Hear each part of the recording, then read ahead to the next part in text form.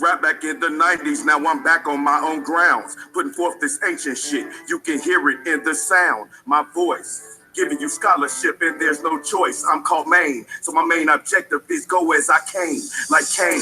We kill up our brothers because of the Bible way. Somebody that took the recessive brain, put it in a black man's head. My folks, they should all roll out with me just like these books I read.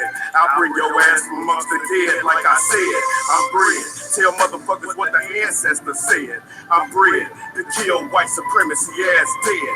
I'm bred to tell you all I know about the melanin molecule.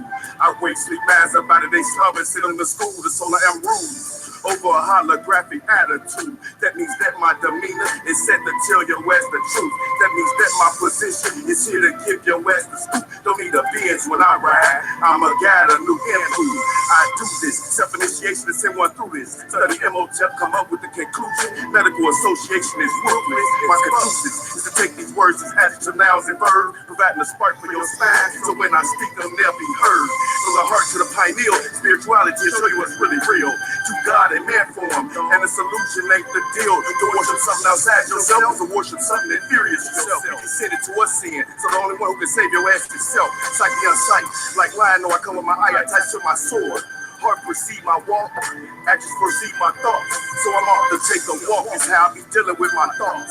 I be staring at my people, y'all wanna be gods or not. I'm an alchemical nutcase. My pathway got me moving at my own pace. I'm called Maine, so my main objective is to bring the pain I can't get fucked with. Literally, I'm in the coast. I brought my fire from the heavens, I'm Prometheus. I shine my light in the darkness, that makes me Lucifer. Get it? Psychologically, I'm inclined to do this shit till you can't fuck with it. Crushing every rapper, they don't have the mental capacity. Ain't talking about shit on their music, you motherfuckers is sloppy. So I'm back from the grave, knowledge I crave. Then I get assassin pussy, I'm Dionysus with my thesis. Raising my kundalini, I'm out the bottle, I'm the genie. People judge me how they want, but they really can't beat me. People push me to the point, but they really can't see me. With a camera lens and a bunch of friends in this 3D they living in.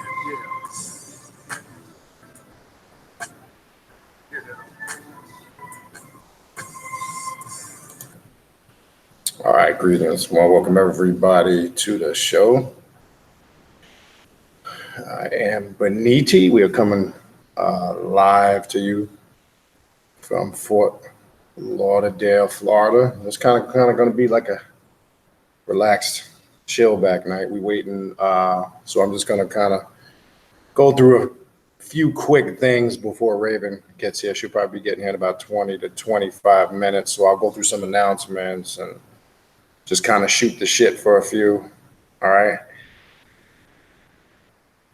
Give me a second.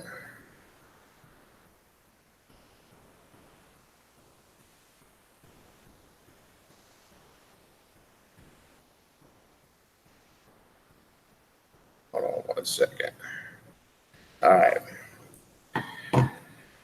So what I'll do is until Raven gets here. So we're going to do something a little different tonight. And this is actually her idea, which even though I've been on some platforms here and there over the years, I never really got into, I don't even really do it here. I haven't really got into any in-depth personal stuff. So she came up with the idea to do an interview. So I said, let's try it. It's something different. Like I said, it's never been done before on my part. So like I said, she'll be here shortly as soon as she is able to. So that's kind of what tonight is kind of going to be more of a chilled, laid back night tonight. So before I actually or before she gets here and starts the actual interview with me, I'm just going to go through a couple of quick things, some announcements, as I usually do in the beginning of the videos. And then maybe while we're waiting, we could just kind of have a random free-for-all question and answer if anybody wants to ask some random questions on anything. I'm even thinking about doing a show once in a while like that, just a random question and answer type of session where you guys can pretty much ask whatever you want. Won't really be a set topic. We'll just call it a open question and answer forum, as long as you're producing obviously questions. But anyway, while we're waiting for Raven to get here, just to go through a couple of things. At first, this month appeared to be going slow to me, and it was. But now, obviously, today we are already into the end portion of the month. I say that because the upcoming ritual, which is 10 days out, the event that we will be doing, the ritual working we will be doing on May 31st. That's Friday, 8 p.m. Eastern Standard Time here in Fort Lauderdale. The cutoff day to request an invite for that ritual will be next Wednesday, the 29th. So you have about one more week if you are deciding to come or attend that ritual. The cutoff date for that will be May 29th. All right.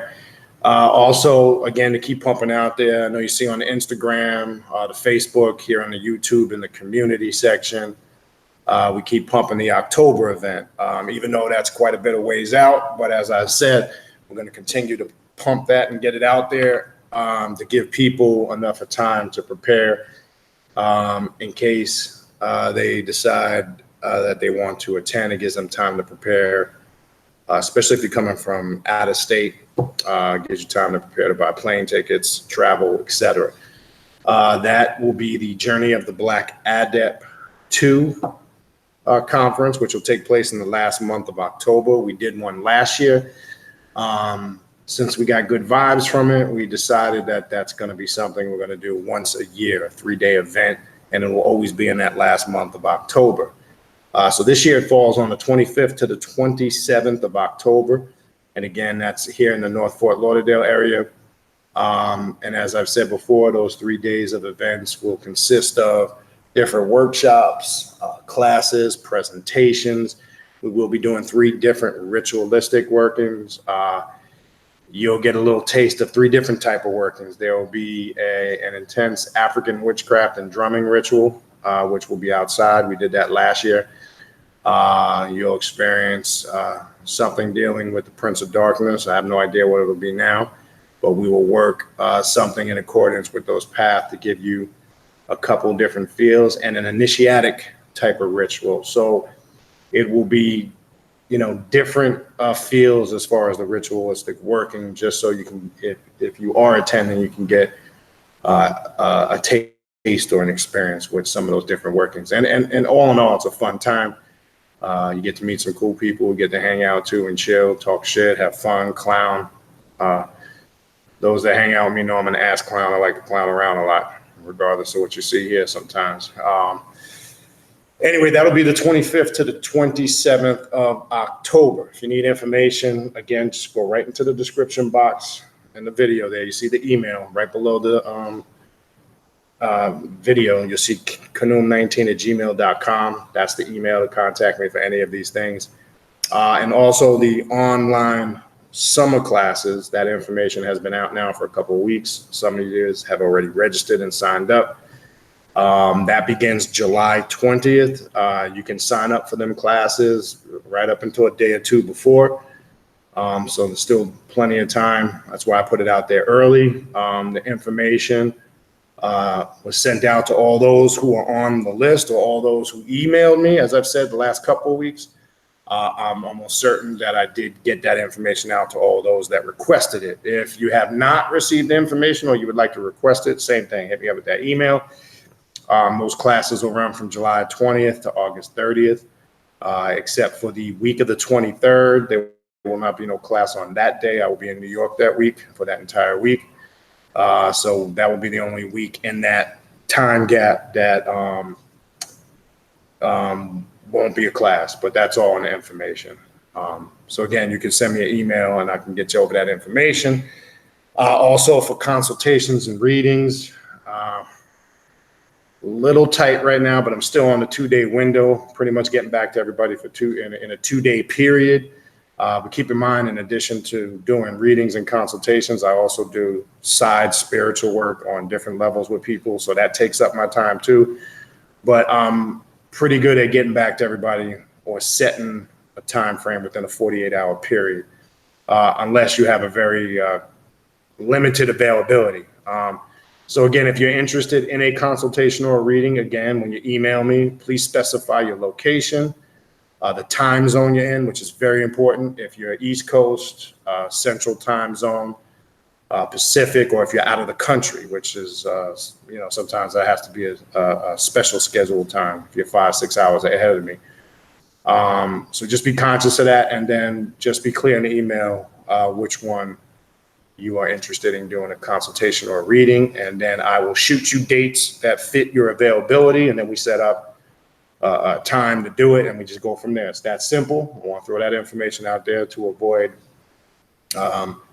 excess back and forth emails.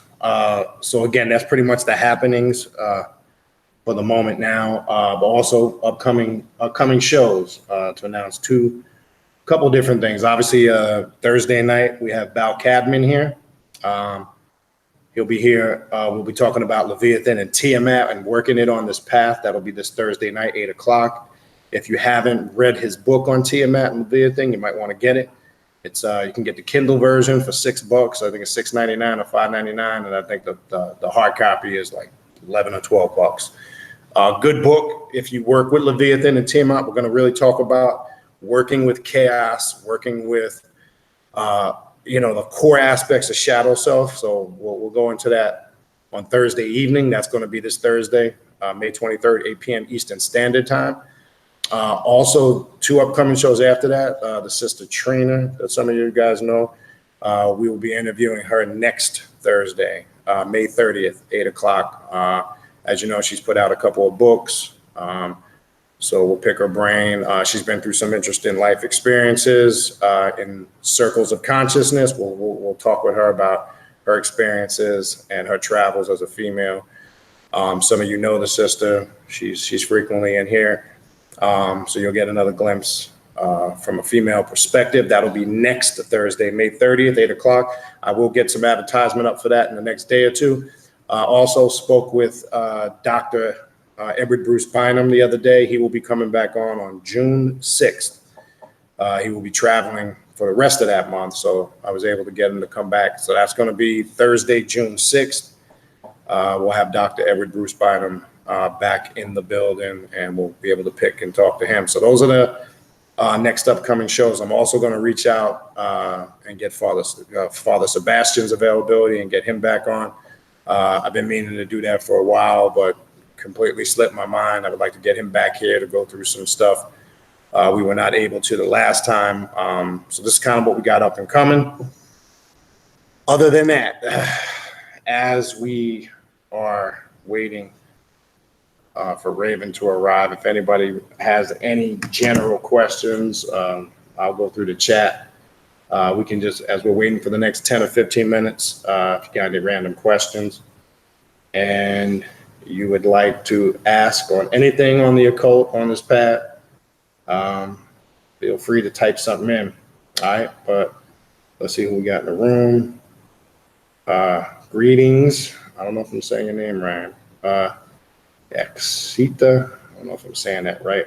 Fucking butchering that name. Peace to Chaotic Scott. Queen Z. Wacky J. What's going on, brother? Brother Phil.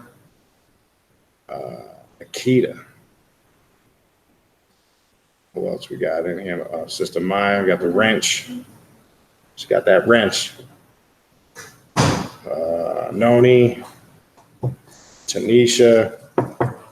Necrocannon.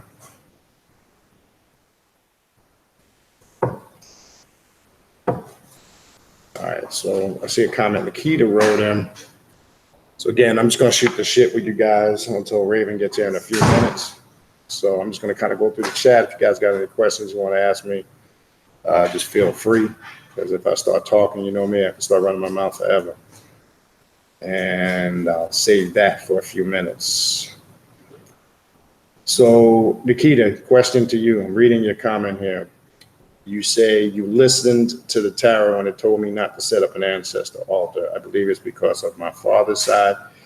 Very evil people on the side. So the question I have is, what system of divination did you use? What kind of tarot deck did you use? And the question I would ask, what exactly came up I think it'll be an interesting, quick build. All right. So I'll see if you type something in down. Peace, Brother Duma. And again, let me shout out Brother Duma. Sometimes you see me wearing that Luciferian piece. I was wearing it Saturday, as I've mentioned before in the past, and let me put it out there again.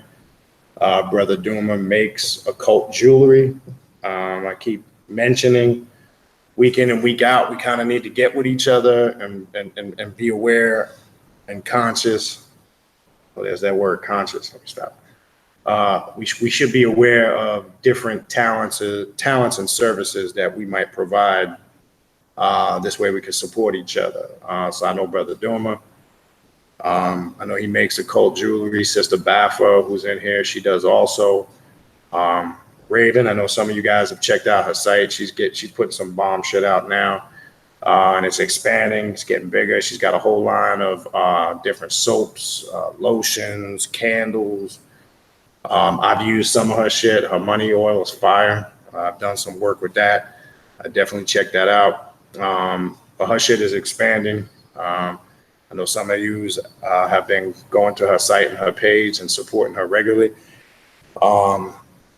I know we got different shit amongst us, so we need to kind of get educated on that.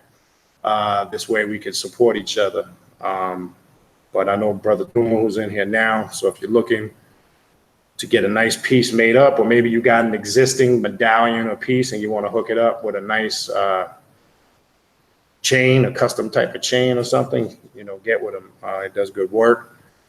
I know some of you guys have gotten stuff from him. If you haven't, check him out.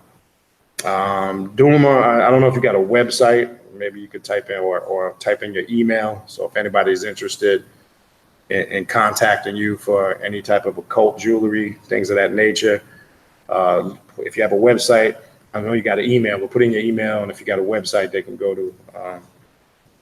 Go ahead and put that in. All right. All right.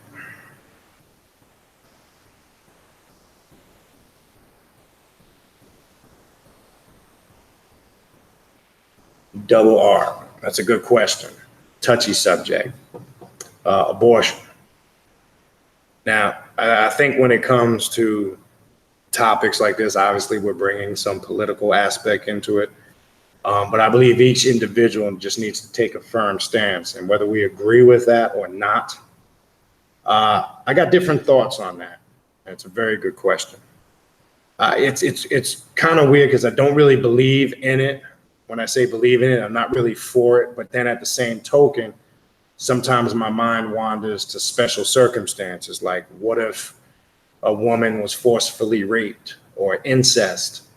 It's a catch-22. There are the anti-abortionists that say a life is a life, but that's tough when a woman is faced with horrible circumstances, such as if she was raped, or especially if she was raped by a family.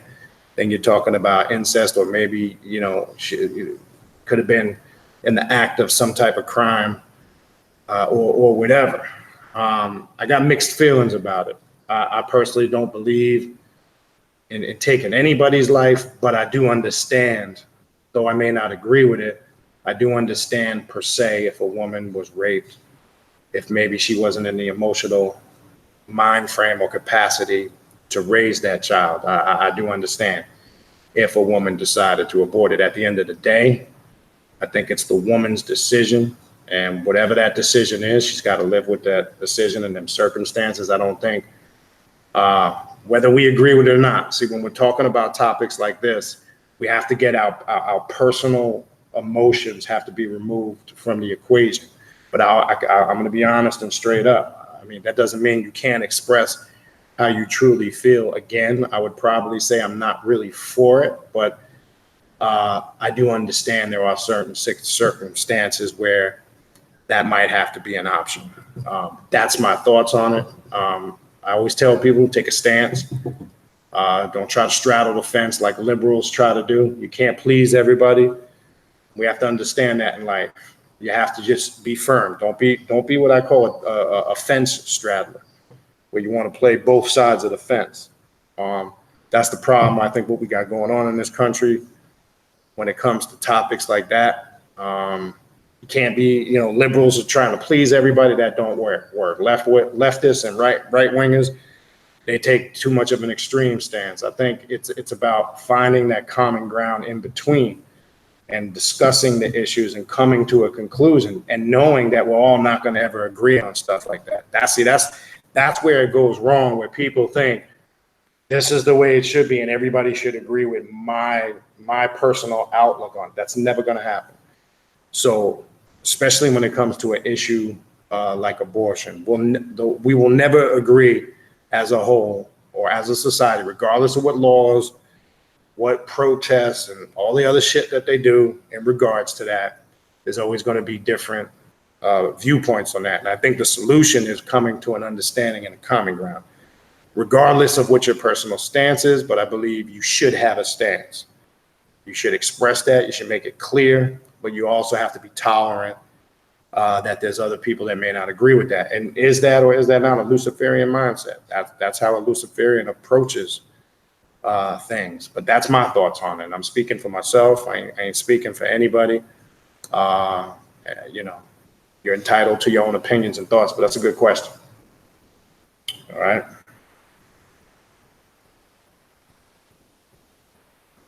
All right, let's see what else we got. Let me check. Raven should be here within the next few minutes. And we will get this interview thing started. I'm just kind of shooting the shit till she gets here, which should be momentarily. So be patient and we will get to that. All right.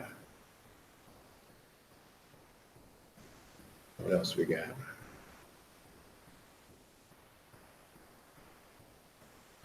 Zanzet. Yeah, I know Ravana Noon's doing his own thing on his channel. Yeah, we don't really do a lot of things. It's just been different schedules, different things going on. That's basically why. It's just I haven't been able to commit. Doesn't mean maybe in the future down the road. But yeah, I know he's doing his own thing also on his channel. All right, what else we got? Oh, Zeta, my bad. I'm sorry. I know I should have known that with the X, but anyway. Mama Dro Call. The ritual on the 31st we're doing is dealing with the peacock angel, Malik Taus. It's the ritual of Malik Taus and the jinn. We are doing a ritual working with that on Friday, May 31st at 8 p.m. There's many different ways you can work with that. Remember, understanding you're just giving another archetype or facet of the adversary, right? The different masks that the adversary wears. We're talking about the same energy, but when we categorize, whether you're saying the peacock angel, whether you're saying Azazel, whether you're saying Set, whether you're saying Lucifer, Satan, you're talking about different aspects of the adversary, right? Melik Taus, depending on your approach, one, I would start with understanding the history and understanding the connection of where that comes from. You can trace it also, and we actually did a video on it not too long ago. You might want to go into the archives. We went into detailed information on it. You will find some of the origin and the history of it with some of the ancient tribes in Iraq, among some of the Sufis, who they know him identified in the Quran as Iblis, which really, again, we're talking about another aspect of Lucifer, very similar energies. There's many ways you can work with it via invocation, working with the sigils, and tapping into what that represents: light, consciousness, higher states of consciousness, increasing, that awareness. Some might call it, when we deal with Lucifer, when we talk about Lucifer as the light bearer, right? We're talking about increasing that intellect, right? That knowledge, that wisdom, that power, right? Because Lucifer, the light bearer, whether it's in the form of the peacock angel, it always represents the nonconformist approach. It always represents, The key to understanding any of those aspects of the adversary is figuring, see, all paths teach about you are one with the universe, right? And this is the mystery, and I'm gonna throw something at you real quick for everybody. The key is the reverse. How do you completely separate yourself distinctively from the universe? Now, don't jump to that question and ask, because if you get on the surface where we are one with the universe. No, we're actually not. I've always said there's a part of you that has always existed, right? Nobody's ever gotten back to me on that. Part of working with any of these adversaries is to understand that separation, your uniqueness. That also ties into the form of the adversary dealing with Set and the isolated consciousness, because all those paths teach you are one. Everything is connected, but it's connected at your disposal and your awareness. But you understand your divinity when you're able to distinguish or separate yourselves from those things that were forced upon you and indoctrinated. It goes a little further than that.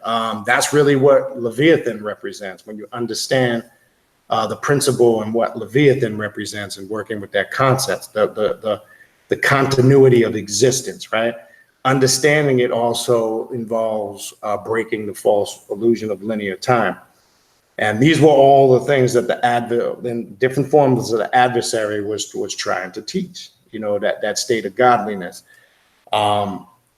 You will find the peacock angel in a lot of the mysteries and in a lot of those tribes. Again, you would have to go research also over in, we went through the Yadi tribe over in Iraq. Now, no, a lot of the history of a lot of those tribes go back long period of time. But that's where you will find a connection with it. But there's a multitude of ways, just like any other way on this path, how we work with these, whether it's through sigils, invocations, setting up, altars to enhance and work with that energy. It's no different than working with any other aspect. And really, that's entirely up to you. You decide. Remember, this path is about, you don't have to follow word verbatim what somebody puts in a book or tells you how to do it. Part of the process is you got to be creative on that path. All right. Hold on, I'm just checking. All right. Should be a minute. We will get to the interview shortly as soon as she gets here. What else we got?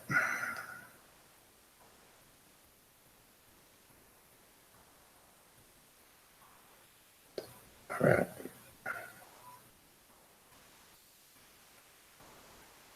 Hold on. I think it skipped on me.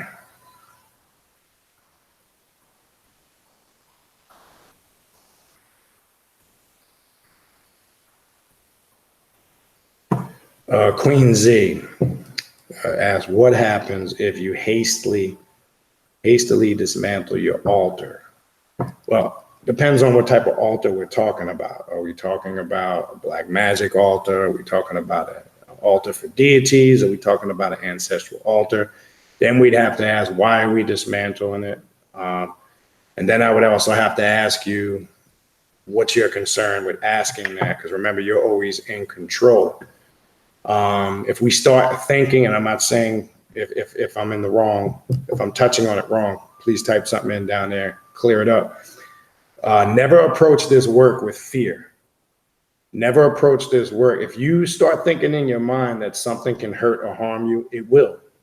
And you're given the power to it. So it's very important when we're working with spirits, deities, archetypes, all these energies that unlock different portions of our psyche. It's important we approach it in a sound mind. Remember, you as the magician / adept are always in control. So always approach your work with confidence and determination. And I'm speaking in general, if you approach it with doubt, concern, and fear, you can open yourself up to energy that might not be productive for you, can cause certain mental imbalances and other issues. So it's a good question, but I'll see if you type something down. You probably want to type a little more information because it's a broad question. So we need to kind of narrow it down. But I would say this, whether you decide to set something up or take it down, that's entirely up to you. But if it's based on fear and you feel like you're taking something down, and if you take it down, that something bad is going to happen to you, then something bad is going to happen to you. So it's kind of that principle. All right, hold on. What else we got here? Yeah, Blair, we're gonna go in. Blair Jones, we're gonna go into that as soon as Raven gets here. She should be here in a minute. We're gonna go into my history. You know, where I was born and raised, my upbringing, kind of in detail the shit I went through. I want to tell you guys this: the shit you hear me talking about, I'm not just talking about it. Just like you guys, I've all been there. I've dealt with serious amounts of death. I've dealt with being piss broke, not knowing where the next dollar was coming from in my pockets. I've been in situations where I didn't even know, the next night where I'd sleep or find shelter. So when I'm talking, I'm not talking. When you hear me talking about this shit, deal with your bullshit. Deal with your. I'm talking from experience. That's not from just reading books. I don't have the furthest I went to school was high school. Got a high school diploma. A lot of the stuff that I did based on my life experiences is what motivated me. I don't have no, it's not a knock. I mean, I don't have no college degrees or any college type of education or nothing like that. But we're going to get into that as soon as she gets her ass here. Should be momentarily. It's 8:30. I'm supposed to be here at 8:30, but so just bear with it a couple minutes. We're going to go into that. I'm going to give you a thorough history of some of the shit that I went through prior to coming on this path, full blown, for lack of a better word, because just like many of you guys, I went through a whole bunch of different schools, philosophies, and spiritual systems I was trying to find my way to. I went through a lot of the fluffy shit and all the pro-black conscious movement shit. I went through all that shit. Starting from mid to late 80s, on up. So we're gonna get into that. So I'll save that as soon as she gets here. That is the purpose of this vid. So just be patient. Right now, I'm just shooting the shit till she gets here, and then we will get into it. All right.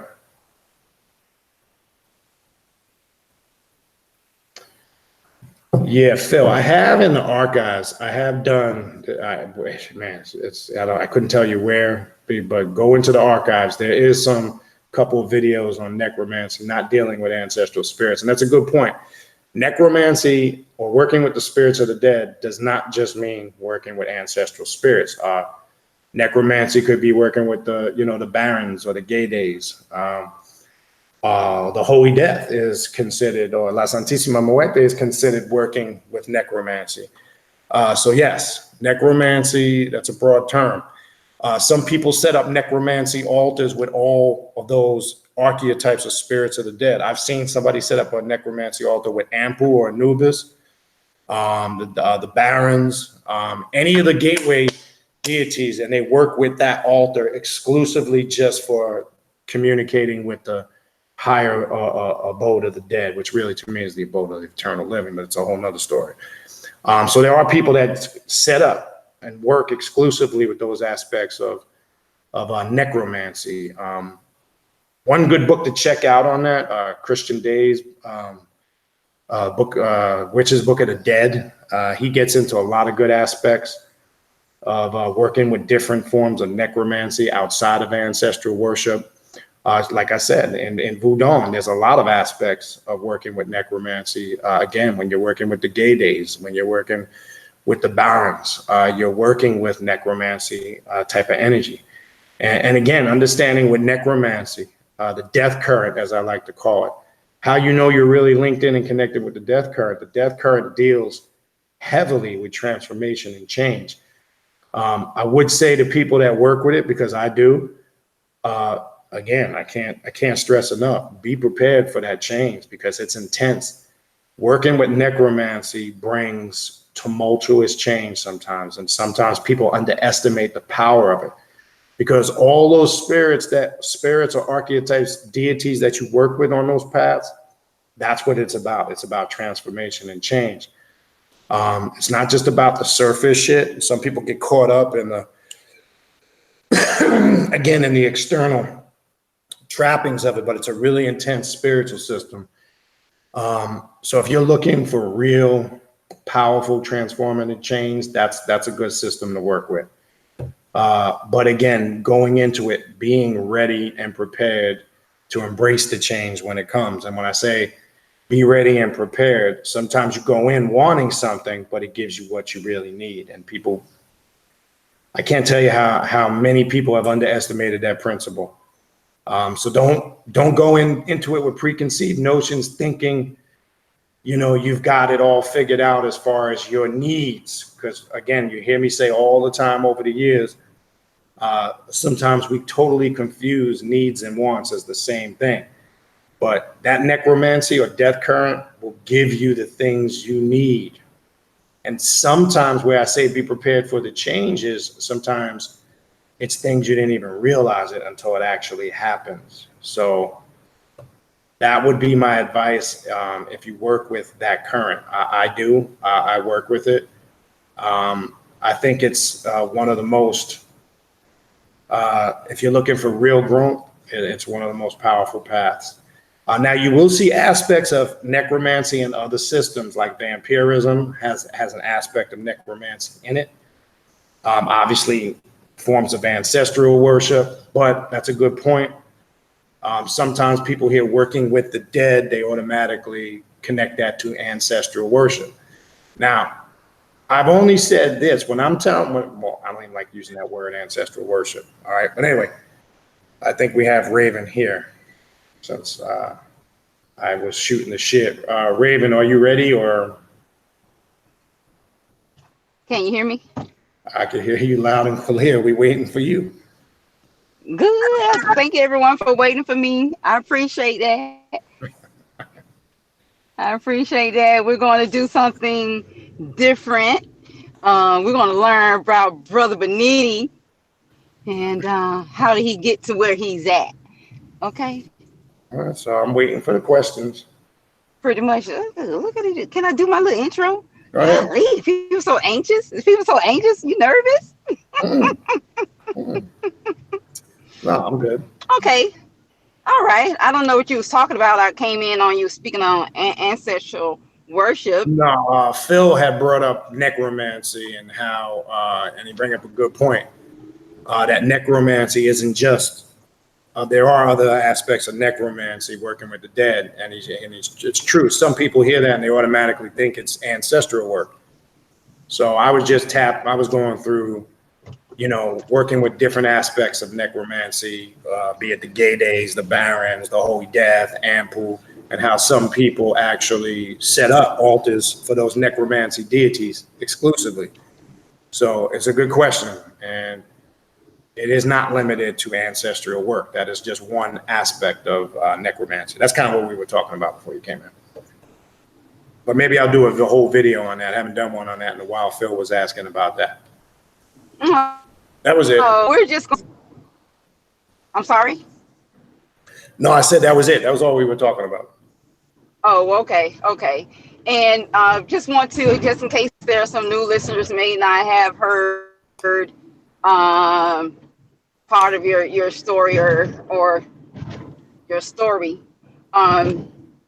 So we know that you are, we'll start here. So we know that you have been doing this here for quite a while. And what really spurred you to get up on this path? You know, most people say it was, you know, they became disillusioned with Christianity. So what got you going to seek beyond the normal religions? Right, that's a good question. To me, it was even more than that, because if I'll back up, give you you know, a quick history. You know, obviously I was born and raised Catholic. Right? I was born and raised. I went to Catholic school for 8 years. I got kicked out in 8th grade. That's a whole nother story. I knew back then when I was small, I was always intrigued by the ritual of the Catholic Mass, to the point where I built a church in my basement. This is a true story. You could ask my sisters. And mind you, I was probably 11, 12 years old. I was fascinated with the ritual of the Catholic Mass when I was younger, 10, 11, 12. I would reenact the whole mass in my basement. I would put on my altar boy gear. I'll be honest with you. I know this sounds a little, but I was intrigued with the ritual of it. Now, obviously, as I got older in my early teen years, then I started to see the bullshit. And when you get into that 13, 14-year-old stage, you're like, oh, there's a bunch of bullshit. So I realized it was just the ritual of the mass that attracted me to Catholicism. But then I got fed up with the Catholic stuff going into, my last year in middle school and into high school. After that, I want to say probably freshman, sophomore year, what really started me on the lighter paths prior to this, I'm going to get to your question, but just so you have an understanding, one really religion that did it for me. It was the frustration of all those conscious paths that we know of now. Well, anyway, hip hop is probably what really made me look at things differently. And I'm going back to 86. At that time, there was groups out like Public Enemy, which was a real huge influence. KRS-One, Boogie Down Productions. So there was a lot of the music at the time that made me start looking at things differently. Now, that music led me probably to my first conscious path, which was the 5% Nation of Gods and Earths.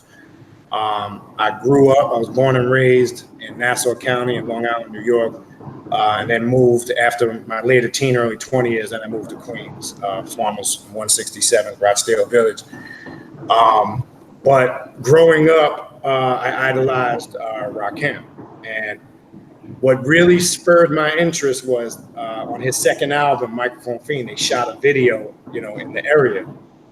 And that was the first time I saw the 7-pointed star, the flag of the Nation of Gods and Earths.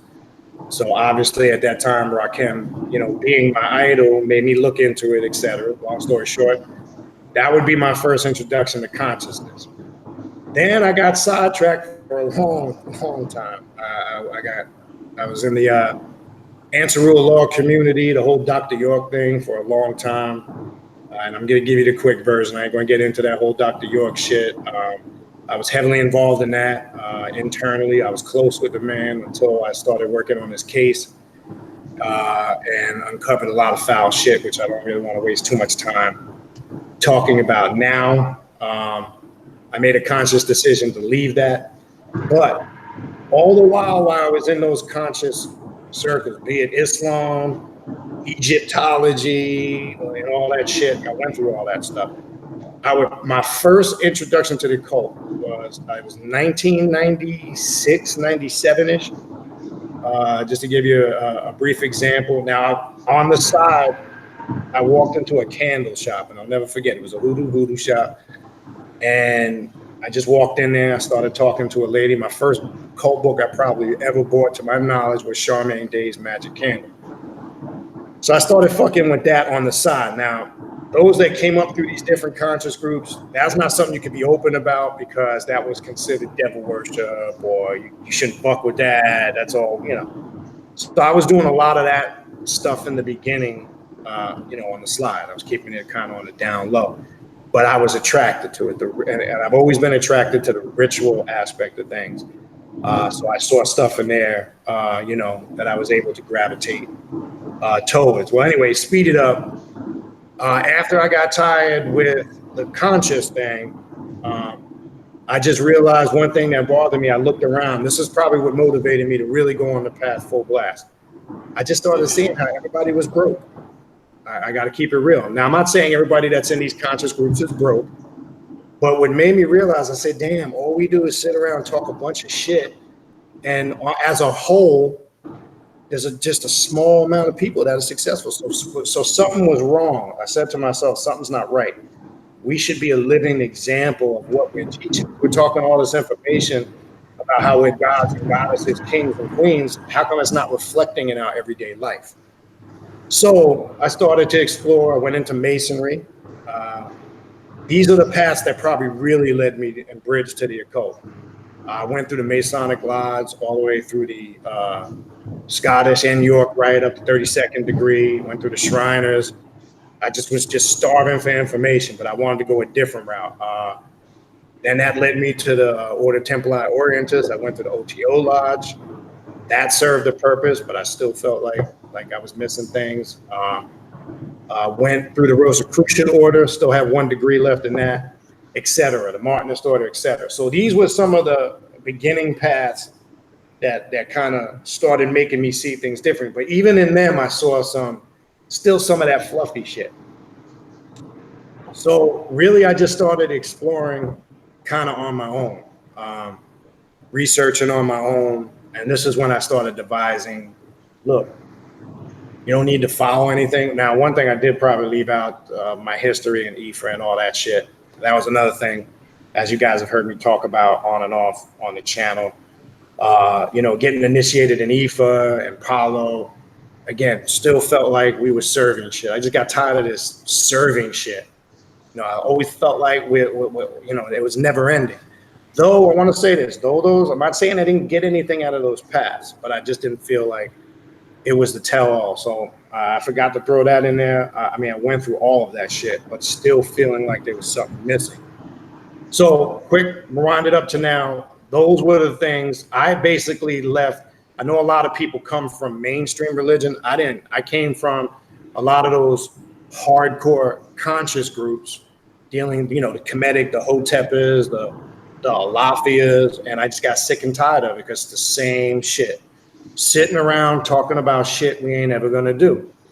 And I realized that this path, left-hand path, etc., this is a path where you take control of your own destiny. And I've always been a person that I don't like to be told what to do.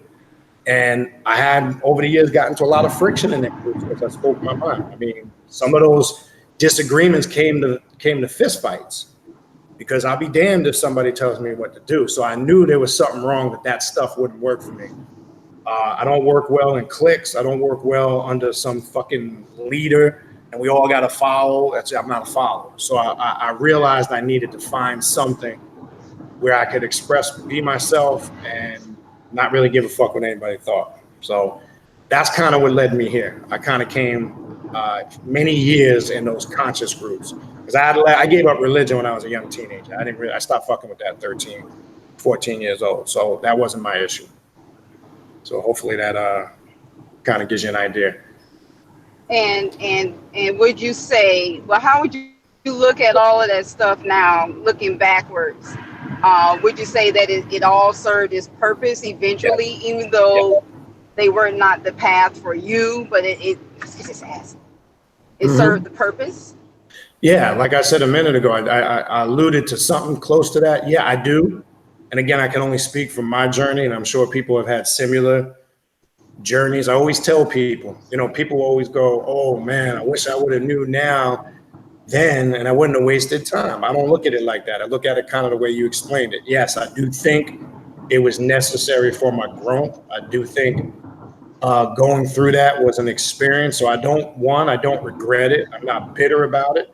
I'm more relieved not to be in that shit no more. So when you hear me speaking about it in a certain way, it's not bitterness. It's more of being relieved. But again, as I said a minute ago, I got some good stuff out of that. I did meet some decent people along the way and some fucked up people along the way. Like I said, I got into a lot of rifts and disagreements over the years. I'll be damned if anybody tells me what to do. I have no problem telling somebody to go fuck themselves. It's just the way I am. I couldn't give two shits if you like me, love me, or hate me. It's not about that. But yes, I look like it did. It definitely served this purpose. It was for a reason. So I look at it as, stages of growth. I don't look at it like, oh man, I wish I would have known. If I did, then, we wouldn't even be having this conversation. Understood. And as far as, so you started this on this path young, at least as a young adult. How did you, or if you had to, did you have to explain it to your family? How did you even explain it to your family, your different viewpoint on your spirituality? That's a really good question.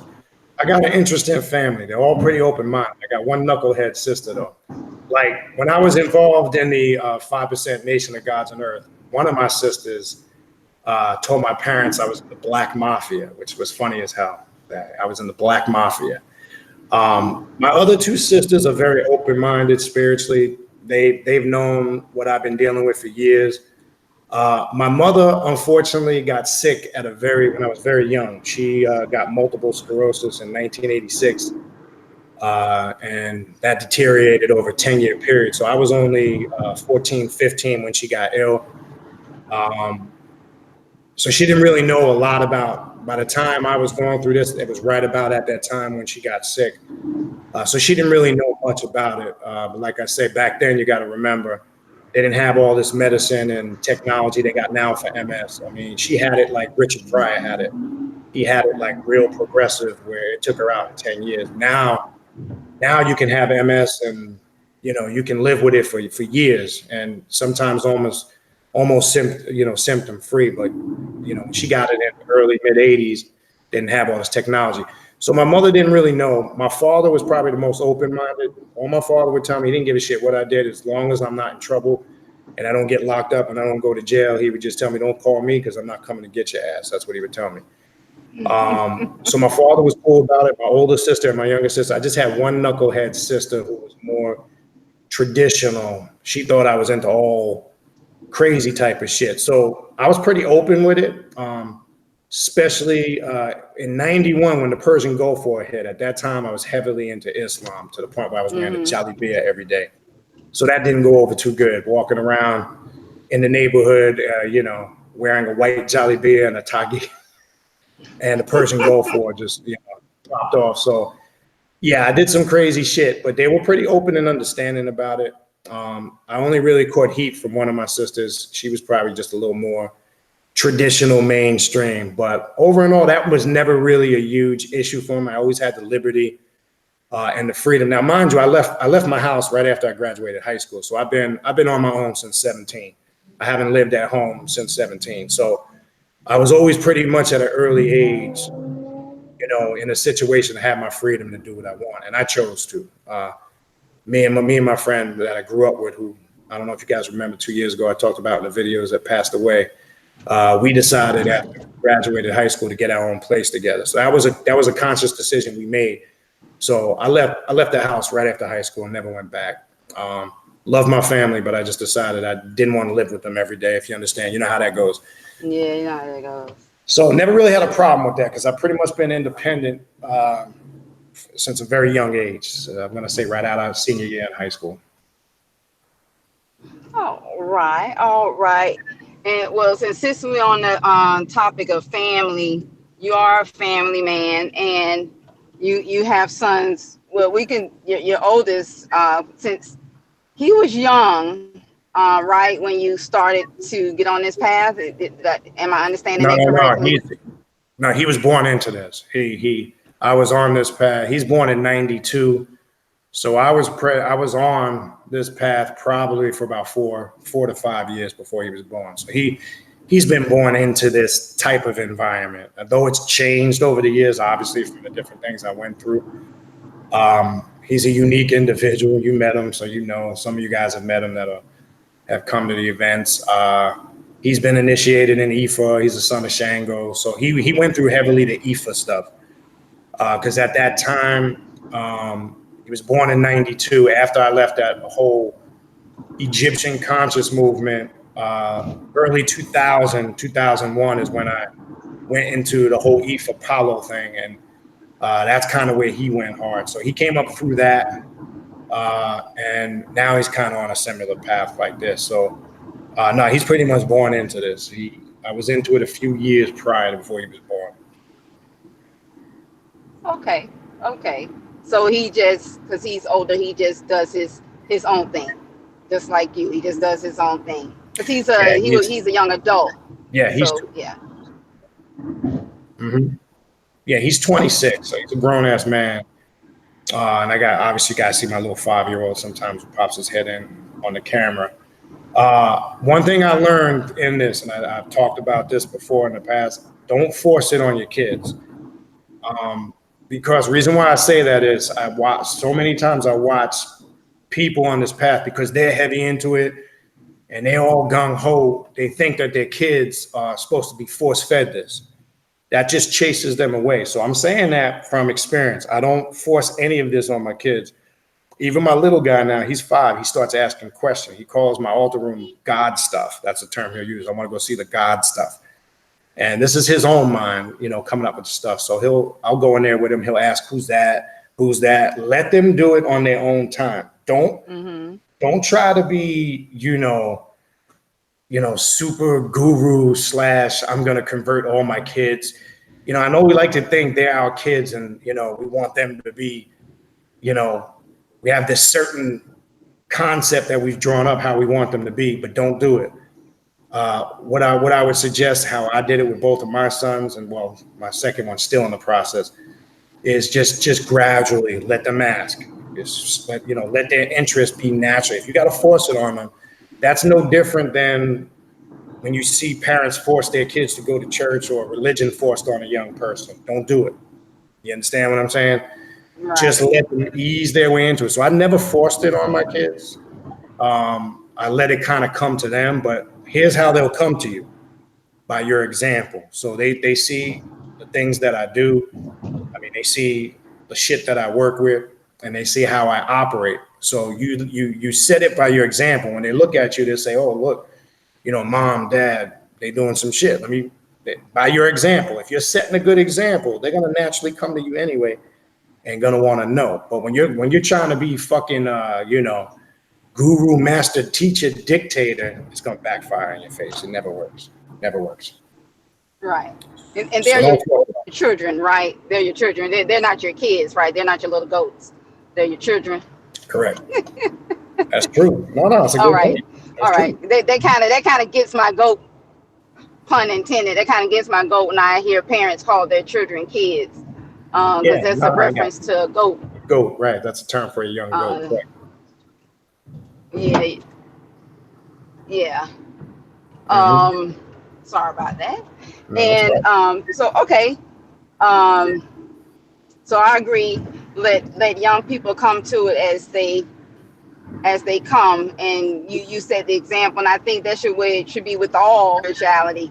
None of it should be force fed onto children. As you stated, they have their own mind. They're here for their own purpose, their own reason, and it'll come when it'll come. That I can agree to. I started it, when my children were. Mm-hmm. But let me add this to what you just said and then finish, because I think what happens is some of these kids never get to experience a childhood. So let your kids play sports. Let them hang out. I'm not keep tabs on them. Let them experience life and let them make mistakes. Because if you think they're gonna come out the womb and you're gonna put them in a fucking dashiki and they're gonna be meditating and levitating, and it doesn't work. So let them be kids. Let them experience life. Let them make mistakes. Just think about how you came up, right? Look, I'm not talking about the fucked up shit that you might have went through, but think about some of the good moments. Let them be kids. The problem is I see with a lot of these conscious parents, they don't let their kids be kids. Oh, don't eat that. You can't eat ice cream. Oh, fuck that. Let them have an ice cream cone once in a while. Just don't let them eat it all the time. Let them go to some of these places, experience things. To me, that's important. Now, there might be other people have a different philosophy on that. I'm saying that to what you just said. I didn't stop my kids from being kids. Like my little guy plays soccer. He participates in a lot of things, which don't swimming, karate. Let them do all that stuff. If it's meant for them to be, they'll find their niche. But here's the key: how you open them up. Constantly talk and communicate with them. Sit down and have a conversation with them. That's key. But anyway, I just want to throw that in there based on what you said. Just struck that. Not a problem. And one last question on family, and we'll get off family.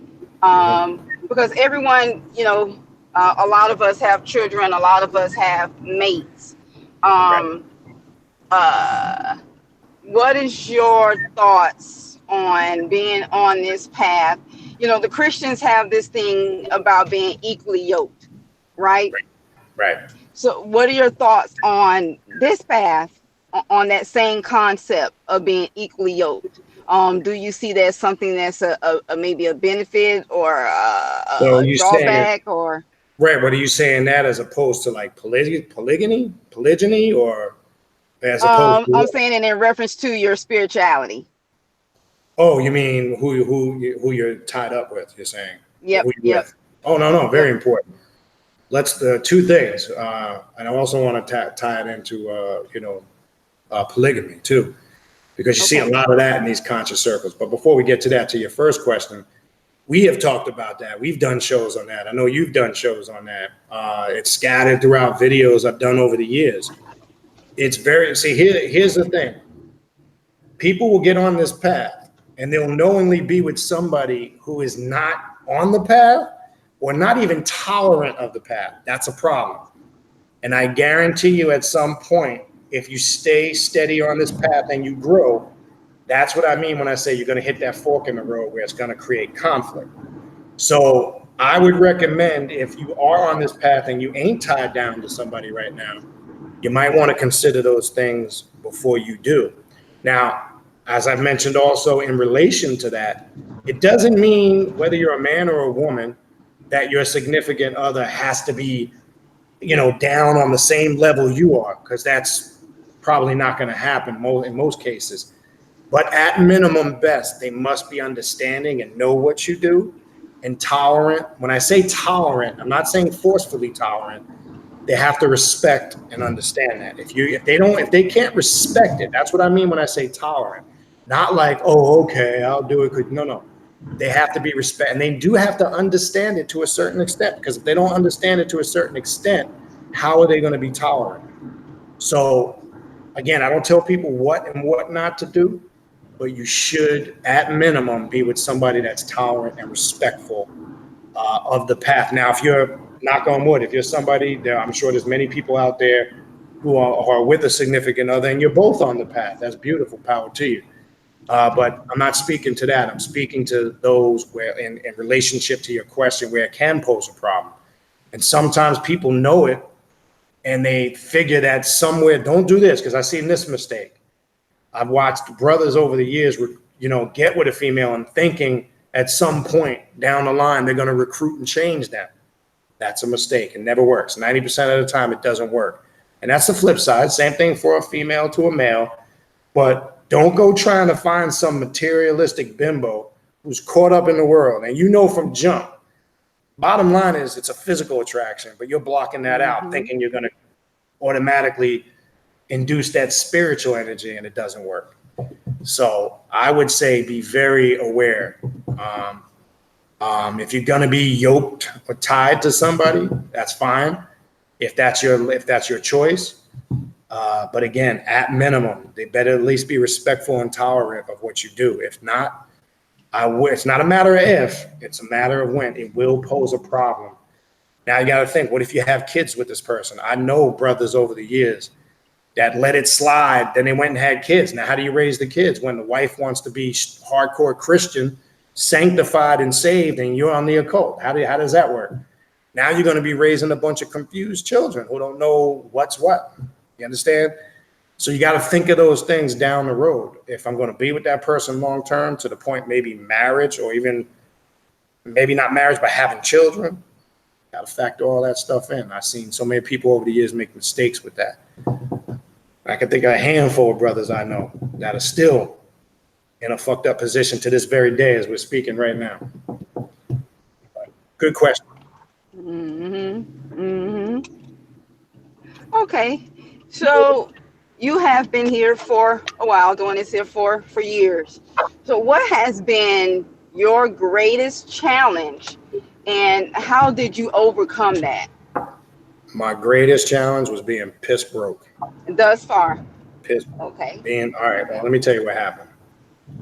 In 1990, this was probably a wake-up call, I got locked up.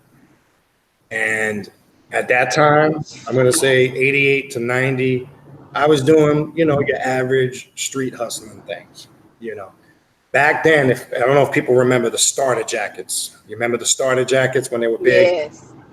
All right. Well, we had a hookup with this dude, Cliff. They were heisting stolen tractor trailers. They would get all this starter gear. I was doing shit like that, selling stolen clothes on the street, being lookout for, like back then when weed was a big thing. Now it's like common. I used to stand on rooftops, corners, watch out for some of the drug boys. They used to pay me when I was a kid, things of that nature. But then I got into some of that, street hustling stuff, the stolen clothes, etc.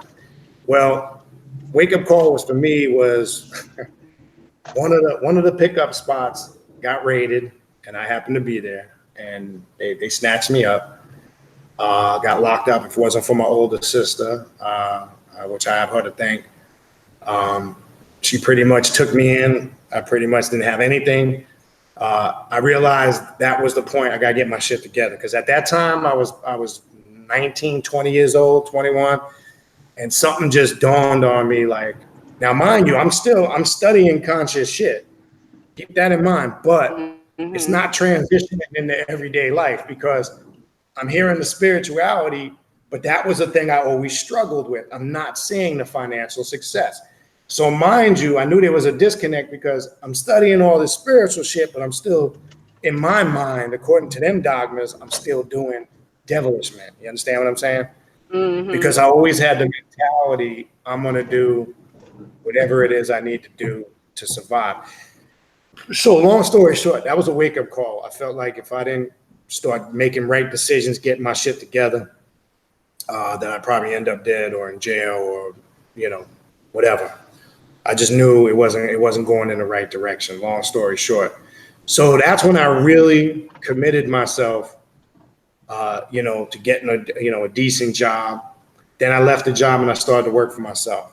I started to hustle legitimate shit on the street, books, oils, jewelry, shit. When it was wintertime, I'd go to the wholesale district. If anybody grew up in New York, the wholesale district in Manhattan. If it was wintertime, I'd get gloves, I'd sell hats, socks. I mean, you name it. Now, you got to remember, back then, before all these credit cards, you can make a good living doing that hustling shit. Obviously, times have changed, and I'm going back to the early 90s. So when I started to get a taste of being independent, it motivated me more. Like, I never wanted to experience that feeling of, going to jail and then coming out with not a dollar in your pocket. It's a horrible feeling. And I know many people have experienced it, maybe not in the same way, the same level. There's nothing worse when you put your hand in your pocket and you ain't even got $5 to go buy a hot sandwich. You understand what I'm saying? So that was my hardest obstacle and challenge. It motivated me. It made me say, I don't want to ever deal with this bullshit again. So it kind of made me go harder on the spiritual shit that I was dealing with at the time. And I tried to just, discipline myself. And it was hard. I ain't going to lie, because that element was always around. Now, back then when you're riding the buses and the trains, you're always running into people. And sometimes it's not the right people. People would see you, be like, hey, what's up? And it was real easy to just get into some shit. So that probably was my hardest challenge, not, that feeling of not having a damn. Now, there's stuff that came later, but that would be my first, of many challenges that would come afterwards. But that was probably a wake-up call to me right there. Okay. And you stated that you've had many challenges. So how do you incorporate your spirituality into overcoming those challenges? Well, I always tell people this. That's the time you're supposed to draw upon your spirituality. People abandon their spirituality through hardship. And that's the mistake. You see it, or they run to it only when something is wrong. And that's just as bad. And let me give you an example. I remember when 9/11 hit, how many people got fucking religious? I had never seen, the churches were packed. I do. Yes, they were. Yeah. And as soon as shit died out, churches went back to being normal, right? So it works two ways. It's a two-edged sword. I found out when you're on this path, whether it's dealing with the hardship of death, the loss of a loved one, financial hardship, that's when you could really draw upon these energies and really test your willpower, one, and your magical power. And that's when you hear me always talk about on the show. At some point, you will have to show, prove, and demonstrate your power, whether that's amongst the inner circle of adepts or whether that's dealing with a situation in life. So now, in the last 15 plus years, that's my first go-to. And I can go to my probably one of my last toughest experiences was my father's death last January. I probably went, in harder than I normally go in. And what I was doing was working. It was keeping him alive. But then it came to the point where it was time for him to go. And I had to understand that it was for selfish reasons. But my spirituality helped me understand that, and the work that I was doing, which to me is very important. So when in times of difficulty, stress, that's the time you should be going even harder. But then here's the key. I brought up the analogy with 9/11 in the churches. The mistake people do is when things get back to normal, they stop. It's just like how I see people so many times doing money magic or any type of work. Once they get a little dough, they stop. And then that's why they get those brief moments of results and then long stretches of inconsistency. So long story short is what I'm saying is if you're consistent, you'll know. And then there's times where you got to upstep it in critical times like that. It's the same thing if you're in danger. If you really know the dark arts and you know how to work destructive magic, and I probably have only had to do this 2 or 3 times, I'm going to say, where you had to do something destructive to somebody. And I'm not going to get into detail with that online. I'd be a fool. But you should have that power and ability. If you have to fuck somebody up, you should have that knowledge too, to work the dark arts as a form of protection, but understand the principles that govern it. That's not something you just randomly do. You don't do it out of just because you dislike somebody. You don't do it. There has to be some justifiable reason why. But that's another story. But long story short, the consistency and the know-how of when you got to go harder, but always stay consistent. The mistake people make is they just don't stay consistent. So it's helped me a lot. All right. Give me a moment. I need to change location. It's a little noisy.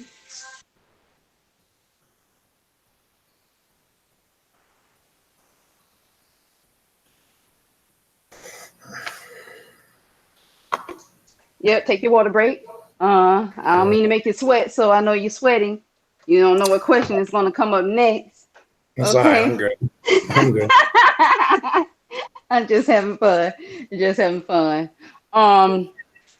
Okay, that's great. And I think that's something good for people to understand because I can definitely relate to that. Didn't have that knowledge base when my father passed, but I too realized that I just could not stop.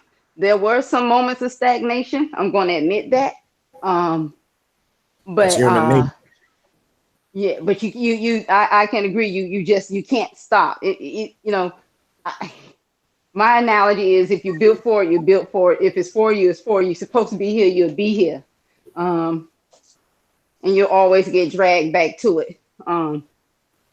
Regardless of that. But I think in relation to losing a loved one, and I've talked about this in videos, one thing about this path, we're educated to what death is. One thing it's taught me, most people, and I always tell people the best thing, I know everybody's different.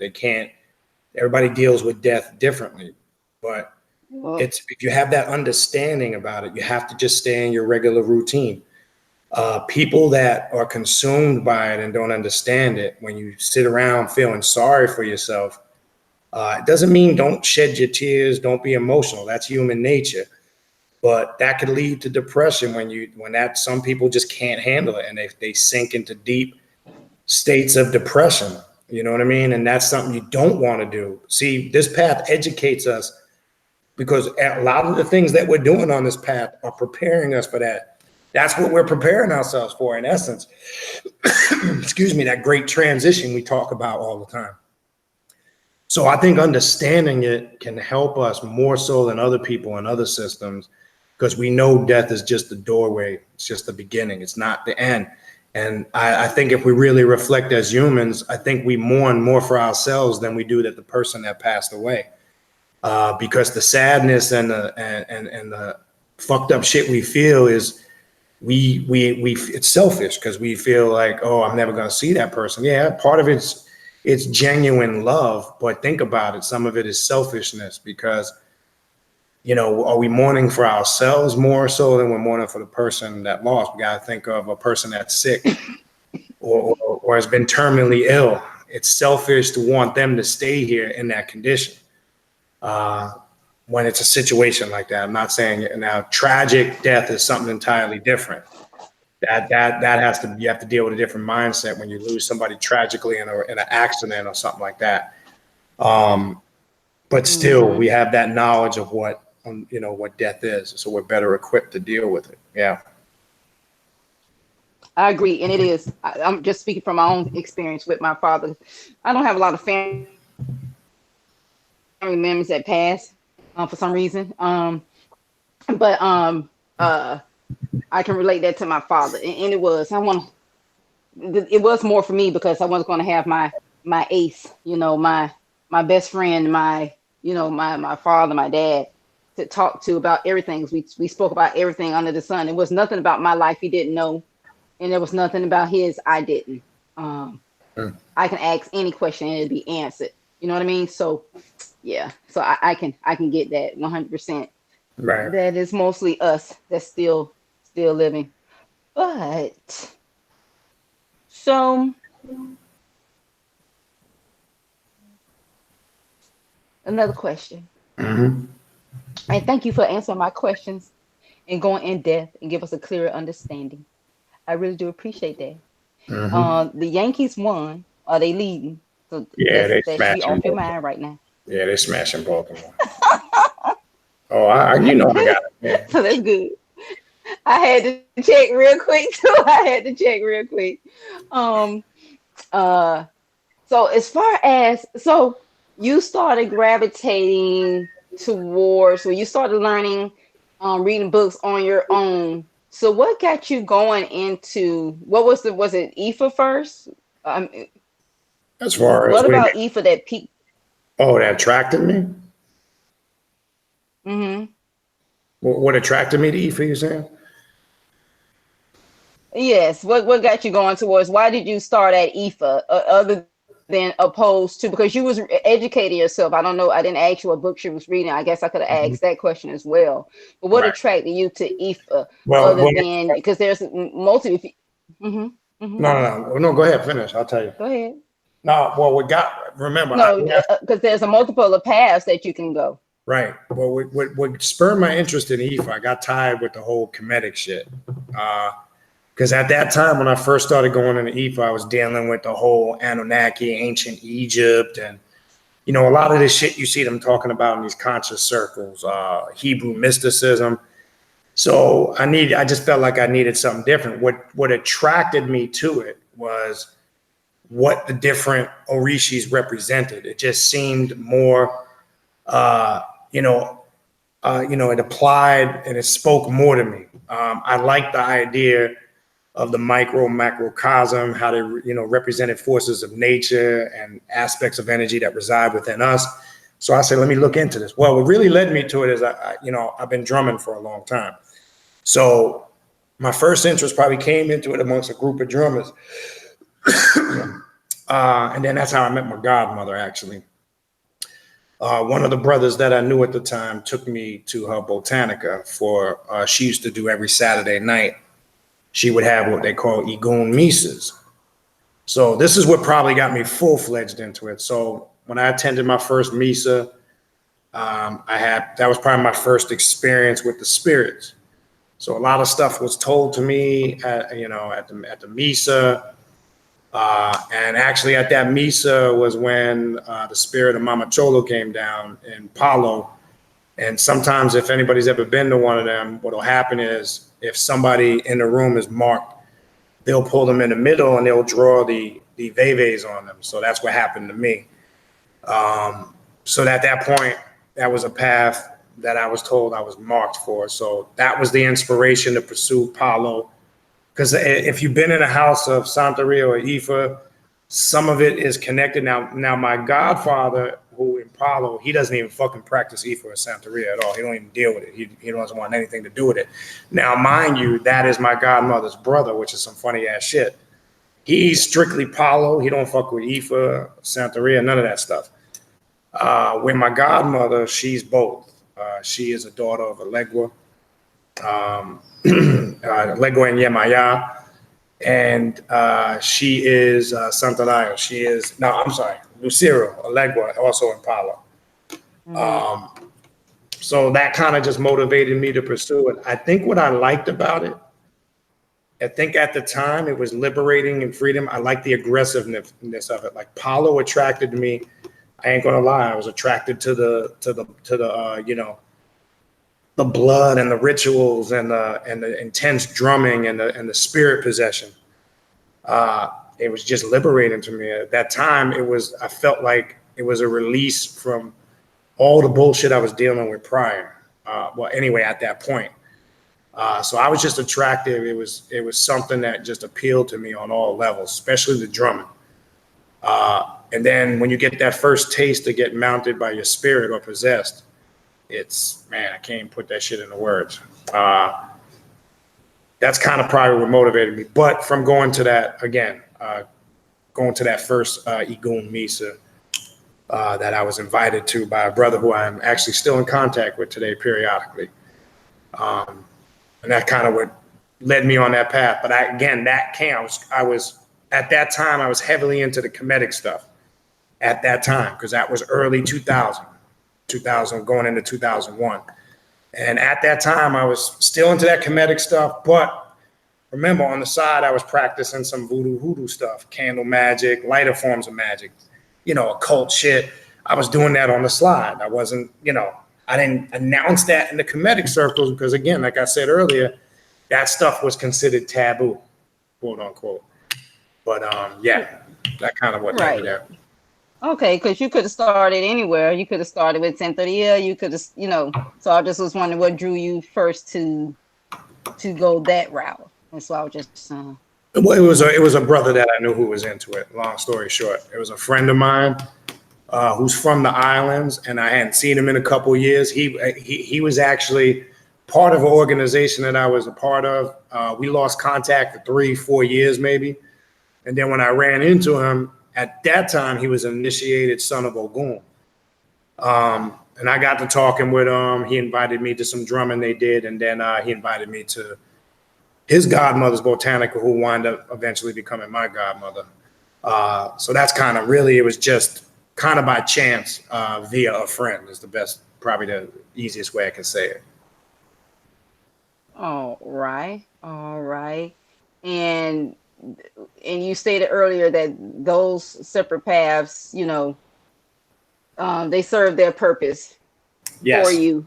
And I know you state that to people that want to or ask you that question, where can they, you know, they want to, I remember, I think it was on the, with Rodney Bocour, like how do they get initiated? How do they want to go about that? But you were actually introduced to it by you just happen to be in the circle where you can get introduced to it by a friend. Well, let me speak on that real quick, the initiation thing, which comes up all the time. And I can't stress this enough. Now, mind you, when I did it years ago, now, price-wise, from the shit that I'm hearing, and again, I'm not active in that community on no level like I was back then, but I do stay in touch with certain people. I do stay in touch with my godfather here and there, my godmother, et cetera, and some people that run in them circles. But man, like back then, a crowning, getting fully initiated, depending on your Orishi, could have been anywhere from 5 to 8, maybe 9, 10,000 if it was an extravagant Orishi, like Oya or something like that. But now I'm hearing it's $15,000, $20,000, $25,000, $30,000. Now, people email me all the time and they're like, what do you think about me getting initiated in Ifa? It's not what I think. That ain't got nothing to do with what I think. I don't think people understand the commitment. And let me just give you a quick example. I won't stay on this too long, but let me just give you a quick example. It's one, the ceremony is a week long. 2, it's very expensive. Most Orishis, you can't even look at your reflection in the mirror for a year. You have to wear white. You have to shave your head. You're on a year probation. It's an extreme commitment if you decide to go that traditional route. And here's the other thing people forget. I don't advise it for somebody that's on this path now would be taking a step back. because you can't pick and choose what you want to do. You have to follow the rules or the regulations if you go via a traditional method. And I keep stressing that to people. And outside of the fact it's extremely expensive. So if you want to deal with those requirements and you want to spend that amount of money, then go ahead and do it. Now, I'm saying that to say, people always say, well, yeah, you know, Baniti, it's easy for you to say that because you went through it. If I could tell you this, you might be disappointed. I'm not saying there's not beautiful things to it. But when I look back, I've probably learned more on my own. No, not probably. Let me rephrase that because I'm bullshitting myself. I have learned more on my own than I probably did in all my years in that.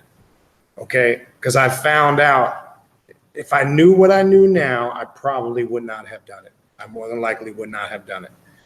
So it's not up to me whether you should or you should not. And again, it's extremely expensive because they have to build a throne room. There's several different outfits that have to be made custom for you. The people that are involved, there's certain herbs and amieros that got to be animals that got to be paid for, sacrifice. Throne room can cost. Throne room itself can cost that you spend a weekend. That can cost alone a couple thousand to set up. So in addition to everything that needs to be done, but now, I mean, I don't know how it works now, but I'm hearing some crazy shit now. Now, again, I'm going back to the early 2000s. So we're going back 17 to 18 years ago. So it's changed now. Now there's a lot of hustlers and con people out there. They're taking people I know people that are refinancing their houses to get crowned. That's crazy. I'm just saying, if that's your choice, that's up to you. All right. If you decide that you want to do that, that's your choice. It has nothing to matter of what do I think about it. I don't think anything about it because it's irrelevant to me. If that's what you want to do, again, long story short, be prepared for the commitment. Because I'd hate to see you gather all that money, spend it, and then regret it while you're going through it. Because now you're fucked. You ain't getting your money back. So that's a wrap. So just understand what you're doing. Understood. And okay, so when did you start to discover that you had certain spiritual gifts, or did you just develop certain gifts? You understand what I'm saying? You know how some people will say, just as an example, like growing up, they can always see shadows, right? Mm-hmm. Or they can always see the dead. So you have your particular set of gifts. Did you always felt like you was tapping into something, just didn't understand it at the time, or that? Okay, if you can, go ahead. There was stuff when I was a kid, but I didn't know what it was back then. Like just seeing images, shadows. I would see things, in the sky. Shooting stars. Sometimes I thought I saw spaceships. Some of it's your mind fucking wandering, hearing voices. Always one thing I'd always hear when I was sleeping in my house growing up. I'm not gonna get into the detail, but somebody always calling my name. That shit would always start at an early age. But as far as on the path developing, like clairvoyance, communicating with spirits. That I would have to give a lot of the development and credit to that to my godmother. She taught me a lot in that avenue. And then I would sit in the circle with the Mises, with the mediums, where we would put people in the middle. And I know Jack, I think Jack is still in here. And Jack was there for a lot of that stuff too. And even Jack probably developed some of his skills from there too. That's probably where a lot of the known spiritual gifts came from when I started developing it, as far as medium, even the systems that I use now for those that have done readings and consultations with me. That's kind of that gift now based on working this path and the ritualistic work. It's like this now, as far as communicating with demons, spirits, whatever. It's just like talking to your brother, your sister, your uncle, It's just when you start doing it consistently, rather than you not understanding it or having control, The goal is to get now you do it at will. You're in the control.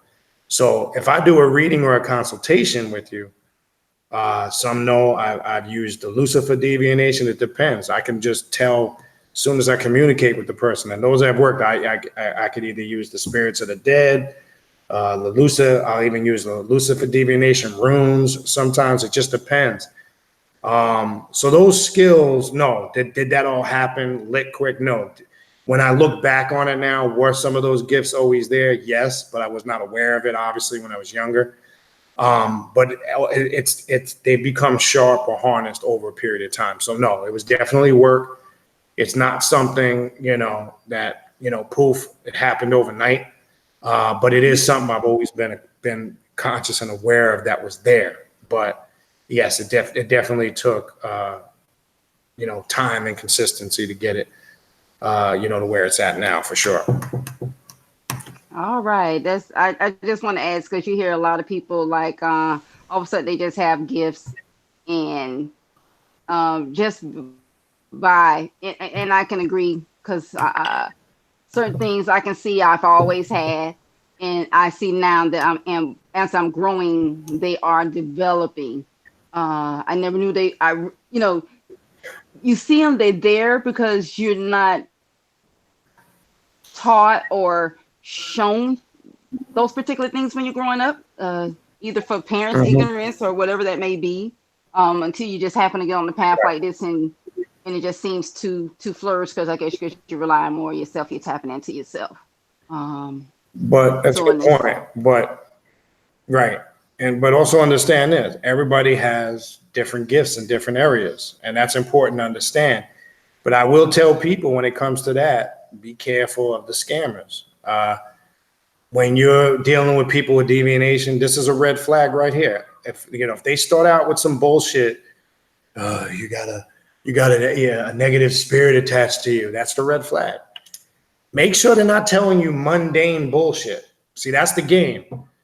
Make sure you're getting something of substance. See, sometimes what goes wrong with that is people go into a divination consultation or whatever.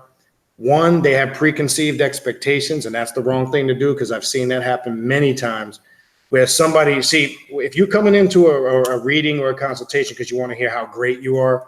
See, some people want to told that, I was this back in the past, and you're so spiritual and you're so gifted. And then sometimes none of that comes up. All the fucked up shit comes up about what's going on in their life. Now they're thrown for a loop. Shit comes up about when they were a child, they might have been sexually molested or abused, and this is probably shit they weren't expecting to hear, because they came into it because they wanted to be told how special and spiritual they were. I don't work with people like that. Whatever the fuck comes up, comes up. I'm not interested if your feelings get hurt, and I don't say that in a cruel way. It's not that I don't exercise some compassion or concern, but if you want to really know what's going on, don't come into it with, I want to be told that in a past life I was a spiritual guru. You're gonna get your feelings hurt. I see it happen all the time. I'm not gonna tell you shit just to boost your ego, and then I'm not gonna also bullshit you. You got an evil spirit on you. You need to do this cleansing. See, that's all game. That's shit of no substance. I've dealt with people where, they just weren't prepared, and they like, holy shit, I didn't know all this stuff was going to come up. Well, you wanted to consult the spirits, right? I remember what I said. The spirits are going to tell you and make you deal with what you need to deal with, your needs, not your wants. So you might come into the consultation wanting to be told how great you are. You're so intelligent. You're a healer. See, that's the shit people want to hear when they get a reading or a consultation. But then when they hear shit like, oh, your dad treated you like shit when you grew up, that's psychologically fucking you up to this day, ain't it? And then they stop. Oh shit, yeah. Why is that coming up? Because you ain't dealing with it. That's why it's coming up. Or fucked up shit comes up about their relationship, or some foul shit they did. And they're like, why is this coming up? Gotta understand what it is you're doing. And I don't think people understand that sometimes. So I say that to say, one, when you're harnessing your spiritual gifts, be aware. And two, when you're dealing with others, make sure you're not dealing with people that are telling you mundane shit. I mean, Or everybody, answer your look, 1,001 question. that too, To that's try a to whole get nother. to or try to get to get to the reading. They ask you everything about yourself. Right. I've heard of people going through that. Yeah. Yeah. I mean, look, if anybody's done a reading me, I just ask you for your name and your date of birth. And not for no astrological reasons, because I don't really deal with all that astrological stuff. Some people have that gift. That's just so the spirits can hear you say your name and your date of birth. And remember, when you're doing that work, it's not really you. It's that person's spirits presenting themselves. People don't understand that. It's them speaking. They don't get that. And sometimes they think it's the person that they're dealing with. They're just being used as the instrument in a situation like that. We all have that ability. It's just some haven't harnessed it. That's all. But understand that. But yeah, you got to be careful of all that shit. All right. Thanks so very much. I don't know how much further you want to go. If you want to take It's up to some you. questions for the chat. You know me. You know I I'm mean, mean and angry and miserable, and I'll shut the chat down. it's up to you. If you ain't I'm got just, any. I'm just, don't you check. I ain't say I didn't. Okay. Okay, good. Go ahead. I'm just, this still your radio. This still your show. So I just want to make sure I'm in compliance. I just want to ask some No, questions no, and no. flip the script a little That's bit what it's for. so people can understand where you come from and how you are, how you deal. So I know that you do a multitude of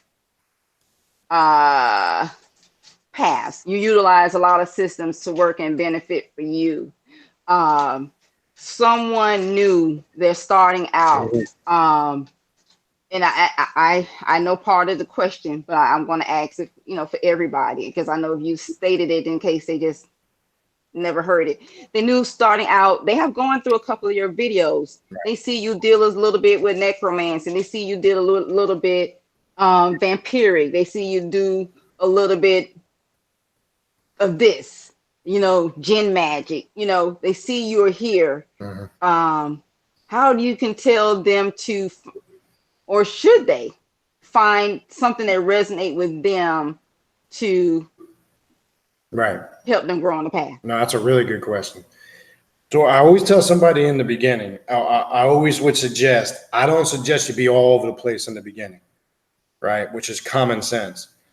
To me, and this is just me, now some people naturally adapt.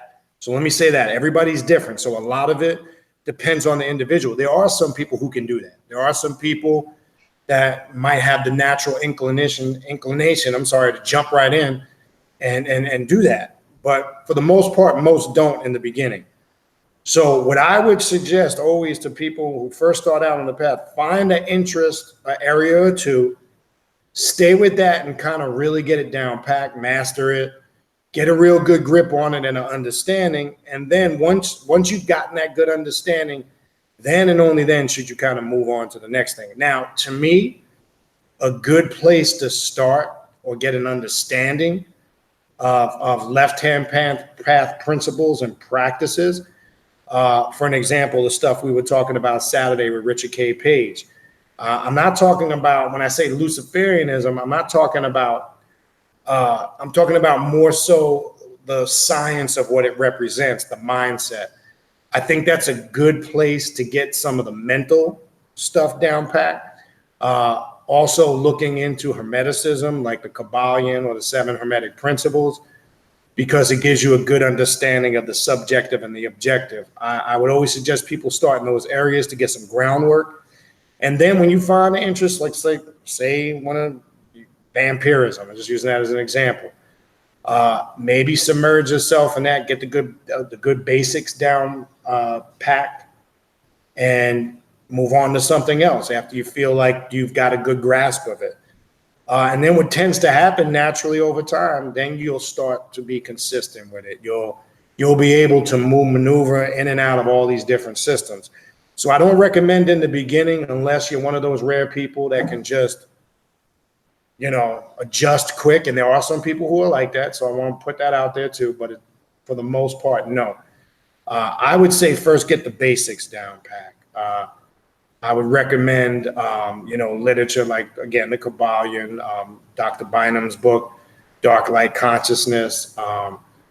I would get the basics, being in a sound mind and a sound body, a good understanding of your objective and your subjective before you start fucking with rituals. Because the worst thing you could do on this path is just come right on here. Here's where people make this mistake all the time. They're all fucking jacked up. They got personal problems, family problems, money problems, relationship problems, attitude problems. They got tempers, all these personal issues they got going on in their life. They think they're going to escape that. They're going to come on this path. They start doing money magic, love work. They start doing all this crazy shit, but they never dealt with their issues first. I can guarantee you none of that shit will work. So step one is always start with doing shadow or work on self, because you got to get yourself right. Your rituals and your magic, your rituals and your magic is going to be weak if you're trying to do magic and you have all those issues. It's not going to work. You can't do money magic.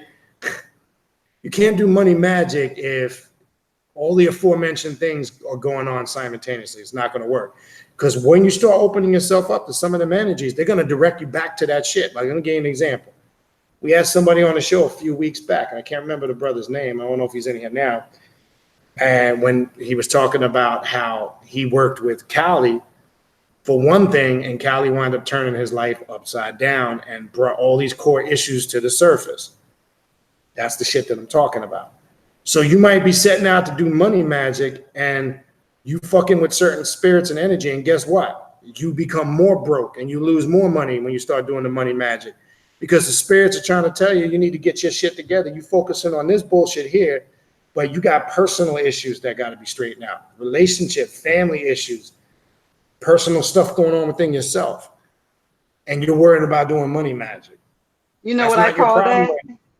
No, you know what I call that? Not to cut you off. I call that they're still indoctrinated.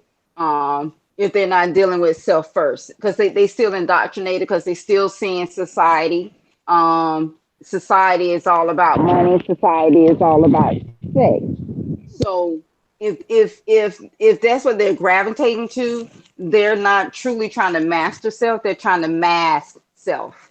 That's what I call it, because you're still following behind something. You're still looking at yourself outwardly in, right? Right. You're judging yourself against what somebody else have. If your main focus is to do money magic and fucking love spells, either you got it or you don't. I'm gonna leave it at that. Either you got it or you don't.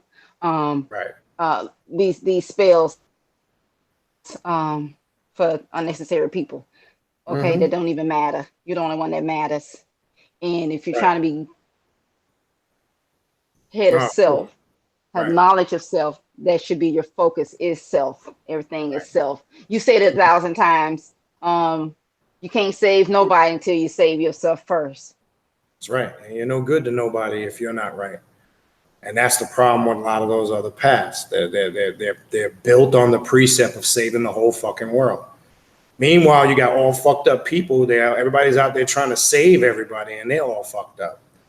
So the best place to start is, again, dealing with yourself and staying focused. It's not productive to be all over the place, again, unless you're one of those people that have that ability to be fluid like that out the gate. Most don't. So start with doing that work and addressing your personal shit. That's the best place to start. Yep, indeed. I agree. I surely agree. For my own reasons. Okay. All right. I had a question and I lost it. Should have wrote this shit down, but I said I was just gonna flow with it. It was something. Oh, you kind of answered it, because I was gonna go into ritualistic work for new people. You kind of answered it, that you need to get settled in something, deal with self before you start doing ritualistic work, because it's going to affect your ritualistic spell work. So you kind of address that. So I know you talked about it. We can kind of still go into that a little bit. So, what Right. is your approach to ritualistic work, the spell work? What is your approach? Should you just come in one day and just say, I'm gonna do this, I'm gonna do that, and just do it? Well, Should it be something that you plan right. out? Um, No, it's a good okay, question, go but ahead. that's changed over the years. Now, at first, when I first came on this path, I probably did, a lot more preparation beforehand, which is you should do when you first come on. But as I said, you hear me always talk about over the years, you can over intellectualize shit when you go into ritualistic work. It's normal in the beginning, but at some point you should start to trust your own intuition, your own messages. So now, if you ask me now, in this very moment, this day, how do I approach my ritualistic work? And you've seen me do it down here. If those that have come to rituals, I'm making this shit up sometimes as I'm going along. It just comes spur of the moment, literally. For anybody that's attended any of the rituals, it's not pre-planned or written. Sometimes it's not even thought until what? Literally, Moments literally before. moments before. So the system I have now is if I'm working with Lucifer, if I'm working with any of those aspects of the adversary, I wait for that inner communication. They will let me know just how to carry it out, just what to do. Literally, sometimes it'll happen during the ritual, and we've seen that. It'll just happen. So now my more approach is I like the full blown approach now. Like, actually, it's funny you asking this now, because as soon as I get off here, I got a whole thing set up right now on my altar for a whole invocation, or evocation, I should say, that I'm getting ready to do with Lucifer. And I could take it, but I'm not going to go in there. No, I have to do that. Which is a full blown my approach now when I can plan it. So now I want to talk about two things. You mentioned planning, and then there's on the fly too. So this is how I do it. Like right now I have a planned full blown approach, black robe, tons of black candles, incense, sigils. Well, this is a blood pack ritual that I'm going to be doing later, where, you draw a little bit of your blood and you put it on the sigil, and you're evoking Lucifer and connecting with that energy. All right. Is it planned for me? No, it's just kind of something that I put together that I want to connect with myself. So that's if I'm planning something. If I'm planning something now, I like to do full blown. I like to have all the imagery, the whole nine. Now, on another note, there will be times where I could just do it on the fly. Understanding the power of mind. You hear me always talk about this. Many times I work magic driving to work. There's also creative ways. Something I utilize all the time is music. Music magic is, if you really understand music and the power of it and what it unlocks within you. And I told people to try this. I do something called music magic, where I created playlists, right? I have that, with all these different apps. I have the Amazon app. I know there's so many apps out there. So what I did was I created playlists from different eras of my life, going back to a young child to the present. And they're categorized in a certain way. And I can go back and listen to those music, and it can take me back and connect me to the energy during those periods of time, which I can utilize that energy for a multitude of reasons. That really can keep you young. If you listen to the music of your era, it can actually keep you young. It can connect you with a whole wide range of energy and emotions, good and bad, but it gives you an understanding, a more clearer understanding, knowing what you know now, going back and reflecting on those emotions and those energies. I call it music magic because it's a powerful tool, and it could be any genre. It could be because, whatever you grew up listening to. I have playlists from stuff I grew up as a kid that my parents listened to around the house. It taps me into a certain level. There's another form of magic. So I'm trying to give you these are my approaches. These are just a couple. Then there's, stuff that connects you as a childhood, through high school, through your young, etc. Whatever it may be, you're able to connect with certain parts of your existence and your consciousness because I keep telling people there's a part of you that has always existed, but do you know what it is? Understanding it is really understanding the principle of Leviathan, which we're going to get into on Thursday night. But I'll use that. I use music as a form of magic.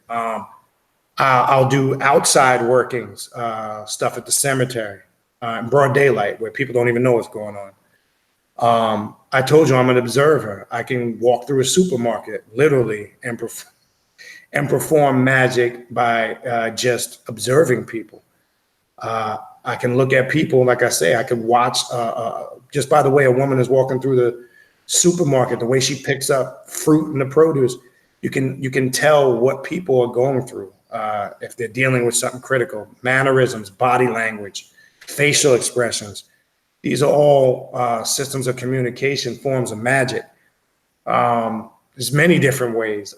Sometimes I even like to go down to the beach and work magic with the different elements. If I'm working with the Loa, if I'm dealing with voodoo or witchcraft or sorcery in the African pantheon, I might invoke the spirits of the water. So I'm trying to show you there's stuff you can do outside in nature. There's stuff you can do on the fly.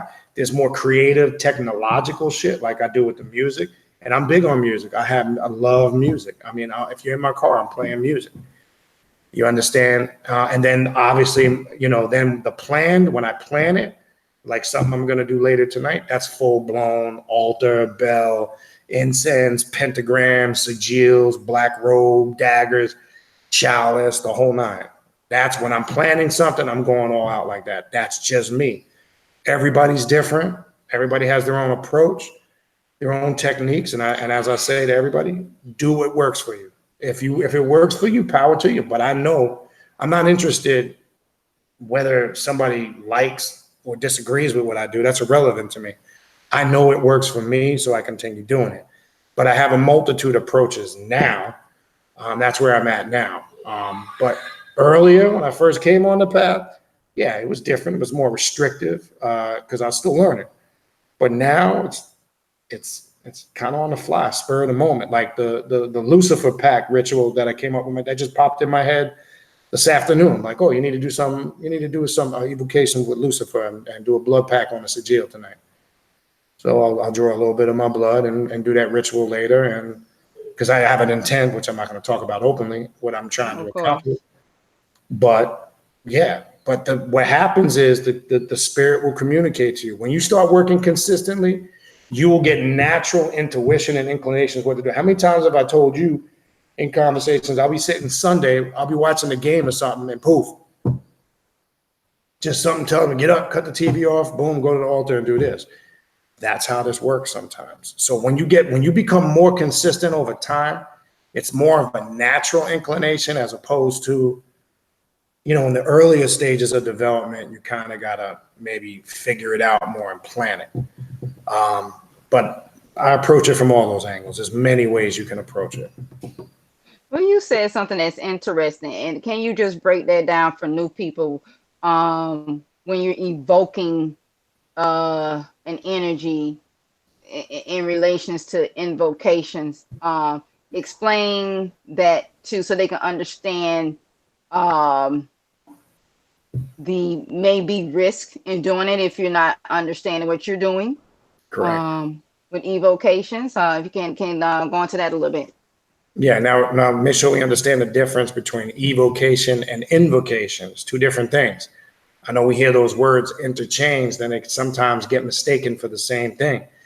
Now, old school, when you're evoking something, it's the best way I can describe it. Like in chaos magic, you're trying to become or embody and absorb the energy of what it is you're invoking.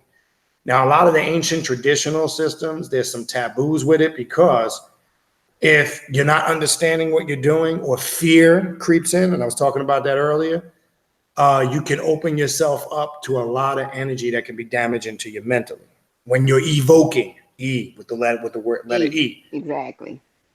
Invoking is when you're summoning, saying the power. When you're doing an invocation, like you're invoking a deity, right? What you're doing is tapping into a different aspect of it. You're invoking the presence and the energy, but you're not trying to embody. It's almost, evocation is almost a form of a possession of that energy. So that's where I've seen some people get themselves fucked up, because they'll do an evocation of Lucifer, which that's what I'm gonna get ready to do later. But they're not understanding what the power of Lucifer represents. And they didn't do their homework and understanding the effects it could have on you, especially if you're not psychologically sound. Now, you don't have to, I don't want anybody to believe that or not, but I'd hate to see you find out the hard way. Because I always hear most people say, oh, no, not me. And it's always the ones that say, oh, no, not me. I'm good. I can deal with that. I'm ready to prepare. They're usually the ones that get fucked up first, more than anybody. Trust me. So I know, I've seen it. I've seen it many times over the years. So one, I would say, understand the difference between evocation and invocation. It's two different things. And one of the ways to protect yourself, make sure, never go into any of that work in an agitated state of mind, stressed out, angry. Now, well, it depends. If you're doing destructive work, that's a whole nother story. Then you might want to go into it with a little bit of aggression. But long story short, be in a sound mind and sound body and have a thorough understanding what you're doing, and make sure there's no fear. Because if there is, that's what opens the door to the problems that could arise with it. We've talked in the past on the show about the dangers of working with black magic. Not for any Hollywood reasons, not because some ghost or goblin's gonna jump and fucking scare the shit out of you. I'm talking about psychological damage, right? It can create that. It can open you up to walk-ins, and sometimes there's no returning from that, unfortunately. I've mentioned in the past about a brother that I knew for years, to this day, jacked up. You know, I mentioned this, I think, a few weeks ago. He thinks he's the angel Gabriel. He wears purple nails. He wears purple eyeshadow. He wears this long purple robe. He lives out of his van. His wife and kids left him because he tapped into something that he just wasn't prepared for. You understand? And that can happen, unfortunately. That is real. So I don't want to paint like everything on this path is peaches and roses, because it's not. You can get yourself jacked up if you don't know what you're doing. But again, that could all be avoided with educating yourself and understanding your strengths and your weakness. That starts with you getting self right. Because if you know you're dealing with a lot of stress and trauma or depression, you might not want to do certain work till you get that in order. It don't mean you can't do work. It just means understand the work you should and should not be doing for the moment. You might be on certain medications that affect the hippocampus cerebellum part of your brain, which induce hallucinations. And if you're on medications for that and you're doing ritualistic work, that could pose a problem for you. So I'm just giving you rough examples. So part of it is educating yourself and understanding yourself. So yeah. Be knowledgeable of what you're doing is the best thing I can tell you.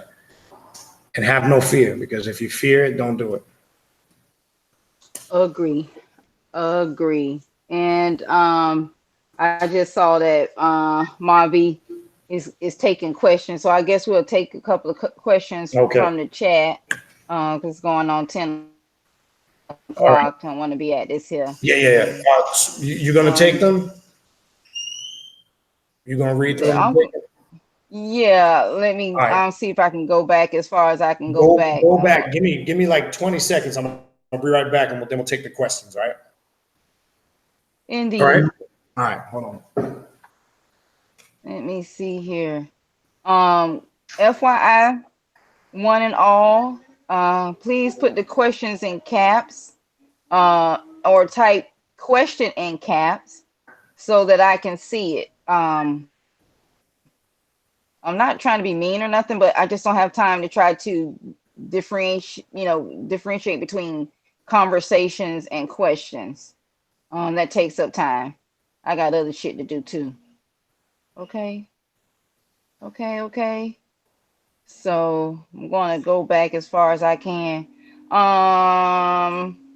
Mavi, were there any questions before 9:24? If you have the time, because I can't see past that. So I'm more than likely going to just start from the bottom. Started from the bottom, now we're here. So let me just start from the bottom. Let me know, or just start from the, and it's going to, and the questions, one and all, is going to be in relations to questions that you may have for Brother Baniti. I'm going to let you know now, I will bypass anything that's not in relation to that, because other people got other stuff to do. You can email him at canoon19@gmail.com for that. All right, I'm back. Okay. All right. Just ask Mom B, because I was able to see at the top, and now for some reason now I can't. Just start me at the 9:24. All right, let me see how far. Time mark, but I just let Mom B know. I will be only addressing questions to you. If they're not to you, about you, a question type deal, I'm not doing it. They can email you at canoon19@gmail.com. Okay? Mm-hmm. This is not that form. We're not going to get sidetracked for personal questions. 9:14, that's where they start. So what's that question, might be? If you can retype it, I had that person retype it, I'll get to it. So, but let me just start from what I can see. All right. Question. Cinnamon and sage. Because we talked about this here a little bit, I'm going to go ahead and ask this question, Brother Baniti. And the question, and it's a two-part question. It's two questions. What is the point of getting initiated? And what is the difference between initiate and a devotee? Okay, it's a good question, and there is a difference. Well, let me tell you what the supposed reason to get initiated. Be it could be Ifa, Apollo, or any other system. You're supposed to be initiated into the mysteries of a system that supposedly is only told to those who go through the initiation. Like, for an example, let me use Ifa Santeria. In Ifa Santeria, you first go amongst 3 Babalawo to find out who rules your head, right? This is the process. Once you find out who rules your head, they tell you your body afterwards. Then you're considered a child or an initiate of that particular Orishi. You're taught, once you get crowned or initiated, you're taught the different, ami arrows and herbs and implements that work with that particular Orishi. There's a multitude of things. I'm just giving you the quick version. So you're supposed to be given all this information that's been kept, the oral tradition, because in a lot of those systems, I can tell you this, a lot of the shit you read in the books is all surface shit. They give you a little bit, but half of the shit, it's the same thing with Masonry. When you go through a Masonic initiation, people read the Duncan's ritual book and they think, oh, I know everything about Masonry, but 70% of the shit you go through in a Masonic initiation is not in the book. So you're supposed to be given certain information and secrets, and I'm saying supposed to, that you don't get just on the surface. So you're an initiate because the mysteries of that particular system has been given and revealed to you. Now, are there some beneficial things in it? Yes, you're going to find out some things you can't find out in books.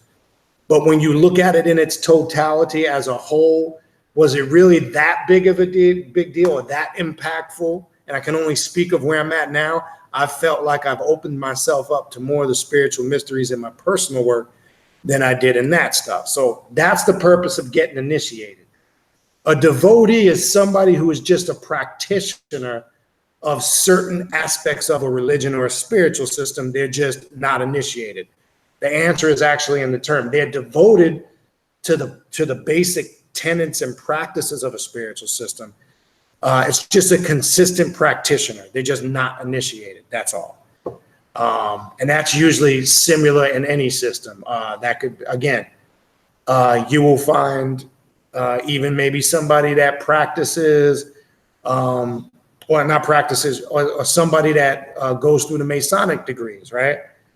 Some just go through, the blue house, the basic 3 degrees, where they're just considered, I mean, they're a Mason, but they're just considered somebody that went through the blue house to the Master Mason degree, where they're looked at different as opposed to somebody that might go up to 32nd degree and, you know, cross the hot desert into the shrine, etc. Which that's a whole nother level. So that would be considered somebody that, yeah, they were initiated, but they're not considered fully initiated in all the degrees, you know, of masonry. They'll always be considered a Mason because they were raised up as a Master Mason. That would be like a more high level practitioner, which is kind of in between devotee and fully initiated. I mean, there's different levels to the shit. Whereas you might have some people that, all right, they might study and read a lot of books on witchcraft or shamanism, but they're not a full-blown initiated shaman, but they might carry out basic work or rituals. So that would be somebody that's considered a devotee because they do work with it, but they're not fully initiated, which really doesn't matter. But that's basically the difference. All right. And the question was another question. Why do people practice necromancy without realizing it? Only because I know we talked about it earlier. Go ahead. I don't understand what do you mean, but not realizing it in regards to. That was a previous I mean, I understand question. That's a negative. Right. I mean, I understand the question, but I don't. Yeah. Can they ask a clarifying question on that? Then we'll come back to it. If you can type in a clarifying question, that'd be great. Like, give me an example of what I'm saying. I need to clarify. Yeah. That's the question. You need to clarify. We're gonna wait on that. Okay. Question number 3. You ready? Yeah, because we need to build that. We need to build that one out. So I'm going to wait for them to build that out. Okay. You could even put in. You could even put out the call-in number if somebody want to call in relation to what we're talking about, though. Yeah, I already said yeah. Okay, you heard that, Mavi? Go ahead and do that for me, please. And no, Phil, you're not getting a wrench.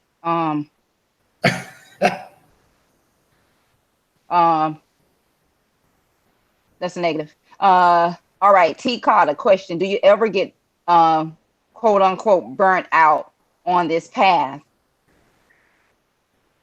And what areas do you find to be the most difficult? That's a very good question. And what areas do you enjoy the most? Okay. Well, as far as getting tired, we all get tired and burnt out. When I think what prevents that, so I wouldn't really, in relation to that, I think what prevents that, when I'm starting to feel that I might be getting a little burnt or spent, I change it up. That can happen. That's why I say don't stay stuck in something too long, because if you do, you can start feeling like that. So it's a very good question. What prevents that from happening, once I start feeling like that, when you change the energy up, you switch it up. It's invigorating, it revives you, and it prevents that from happening. So that's the way I deal with it. So that definitely, just like anything else in life, that definitely can happen. But that's how I work around that. Now, what was the second part? I forgot the second one. You answer that. Oh my gosh. I think you said something about areas of working like or something like that. Yeah, hold on. This here thing is just doing this business tonight. Yeah, I know. It does that. Oh my gosh. It like literally disappeared. And I haven't done anything. Well, she was asking, what have you found to be the most challenging, most difficult, and what you have enjoyed the most? All right. Well, I'll start with challenging and difficult. Or difficult was the word that was used. I mean, I could reflect back on different moments. I really can't pinpoint something that was consistently difficult. Were there many different scenarios through the course of this? Of course.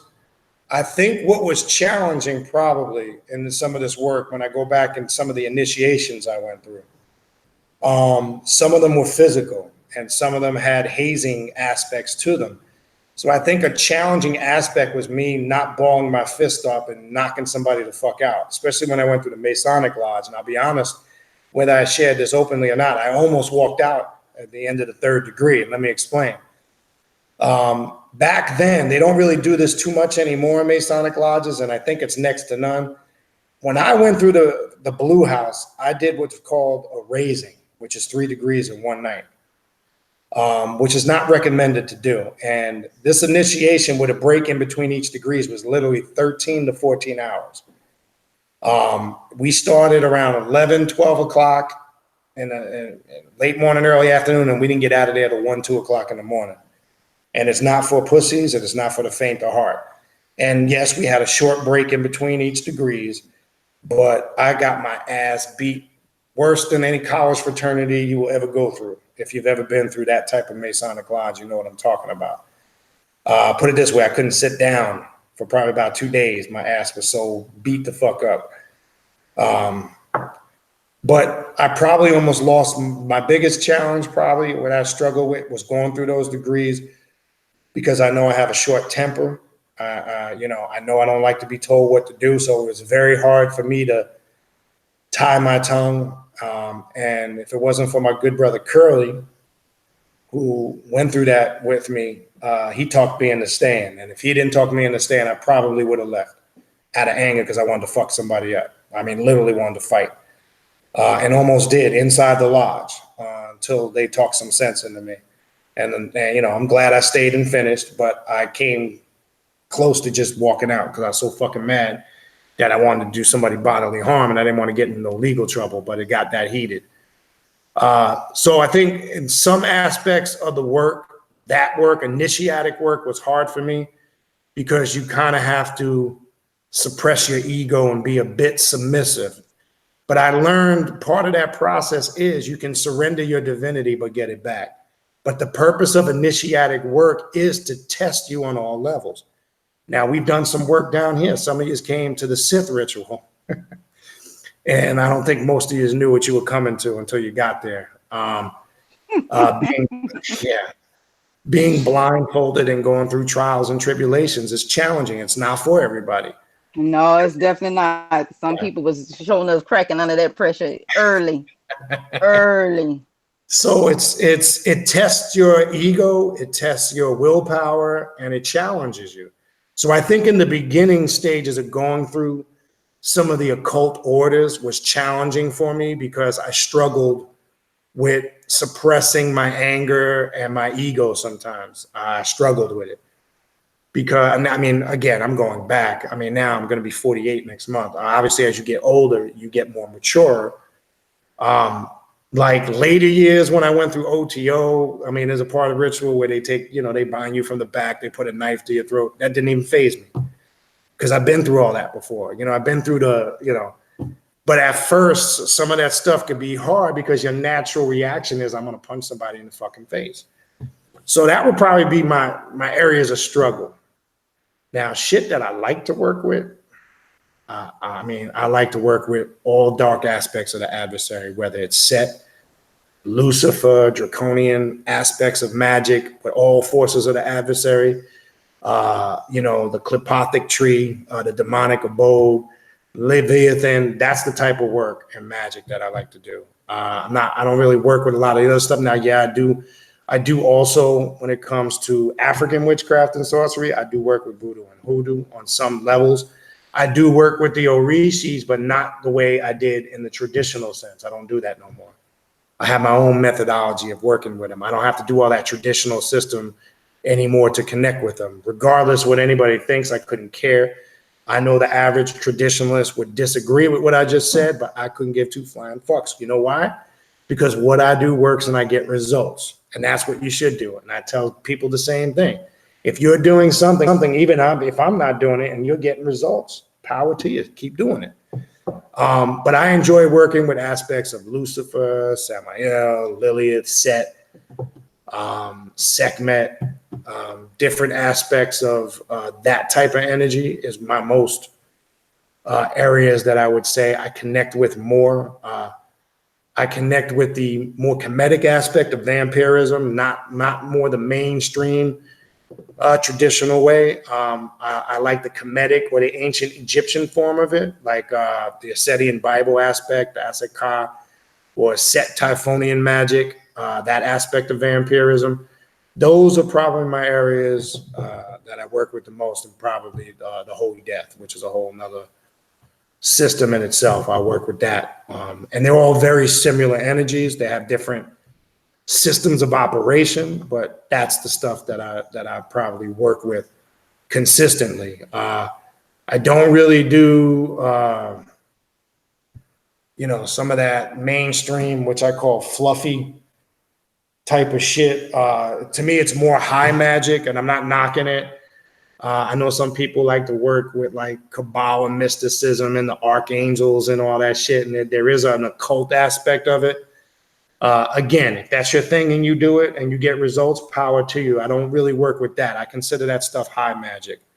I don't really consider that the dark arts or black magic. Some people do. I don't, because I just think it's a form of high magic. And high magic to me is like gray side. It's not low magic. It's not black magic. It's kind of in between. So I don't do any of that stuff. Banishing, calling the 4 archangels, and the lesser banishing ritual, the pentagram. I don't do any of that shit. That stuff's kind of corny to me. Let's see what we got called.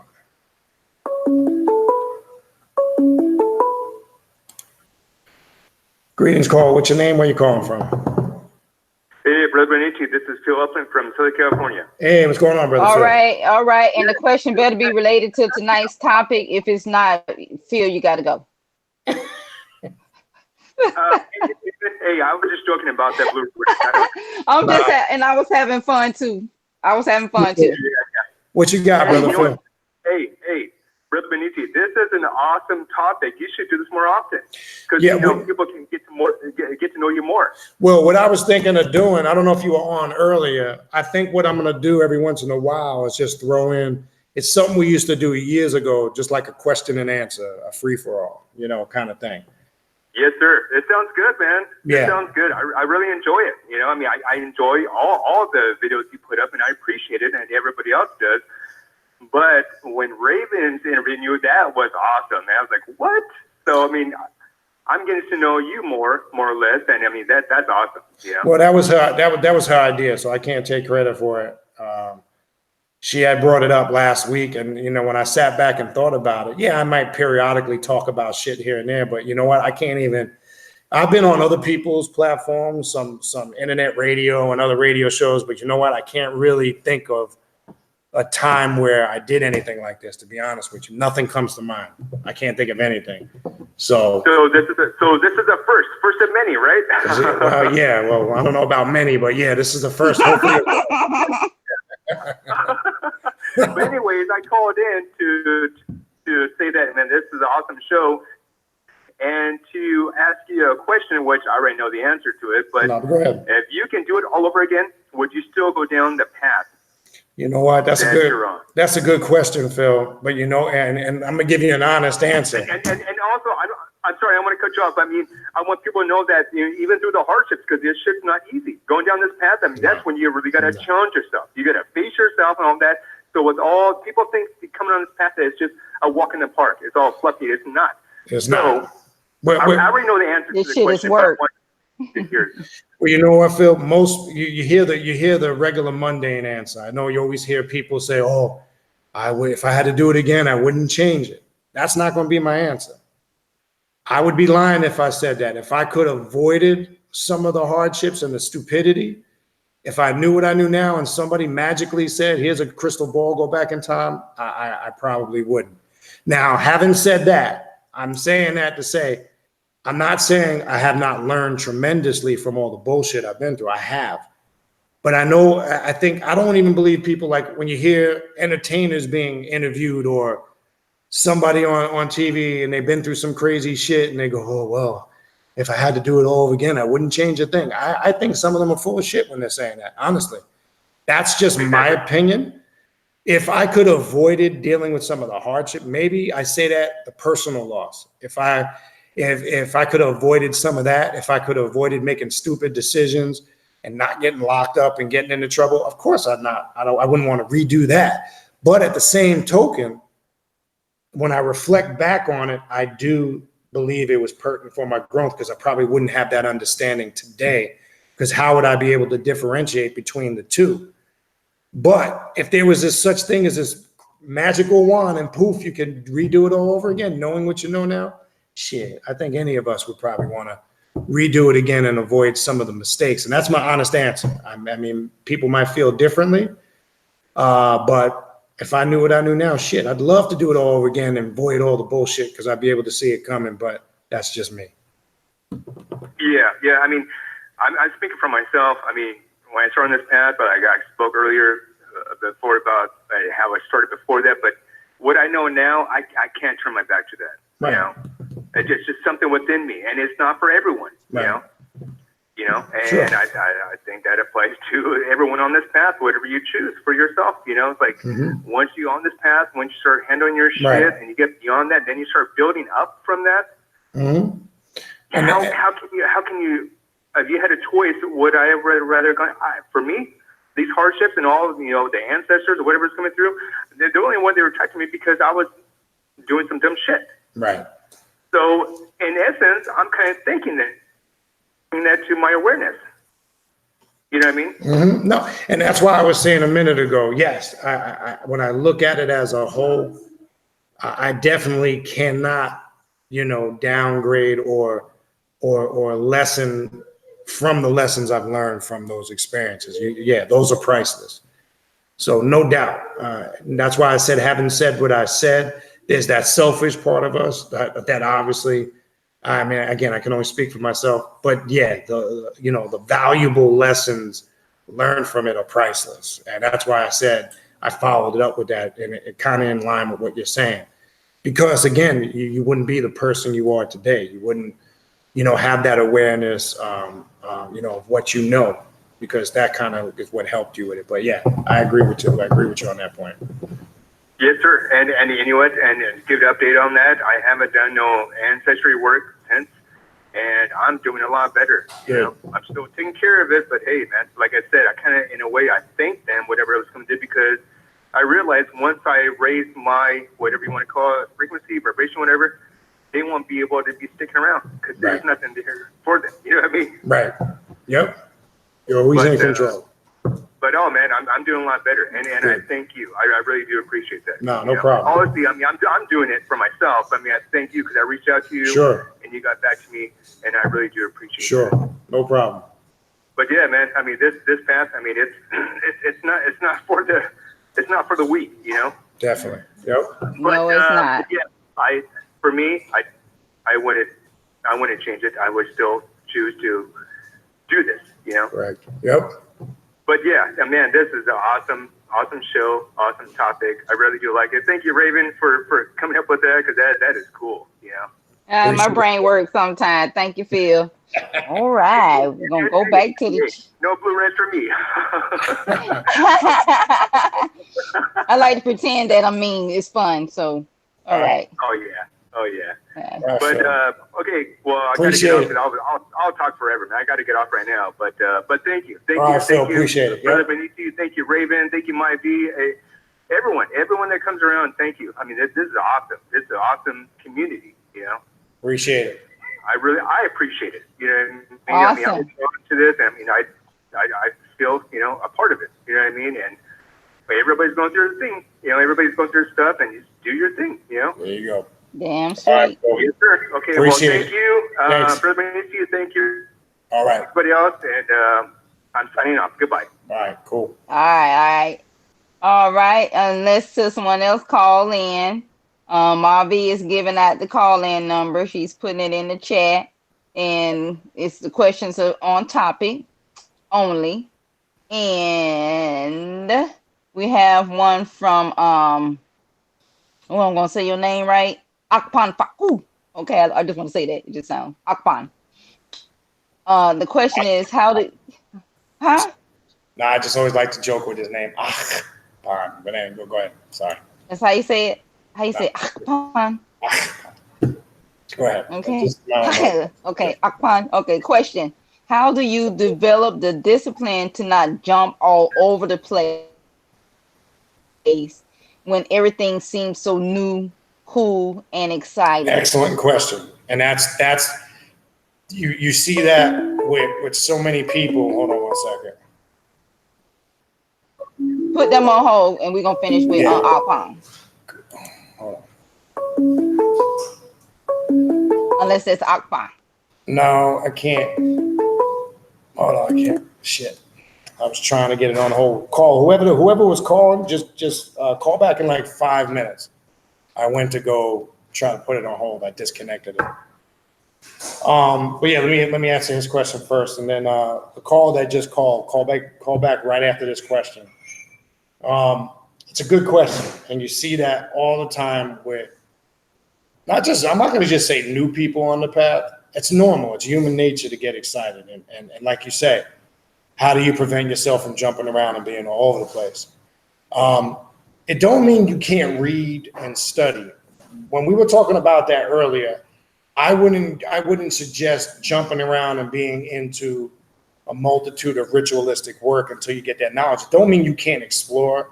It don't mean you can't research. It don't mean you can't study. That's fine. You should always do that. The best way, though, to prevent you from ritualistically jumping in and being all over the place, that's just going to come with personal discipline. Here's a good way. When you first come on, I always tell people, make yourself a standard list of goals.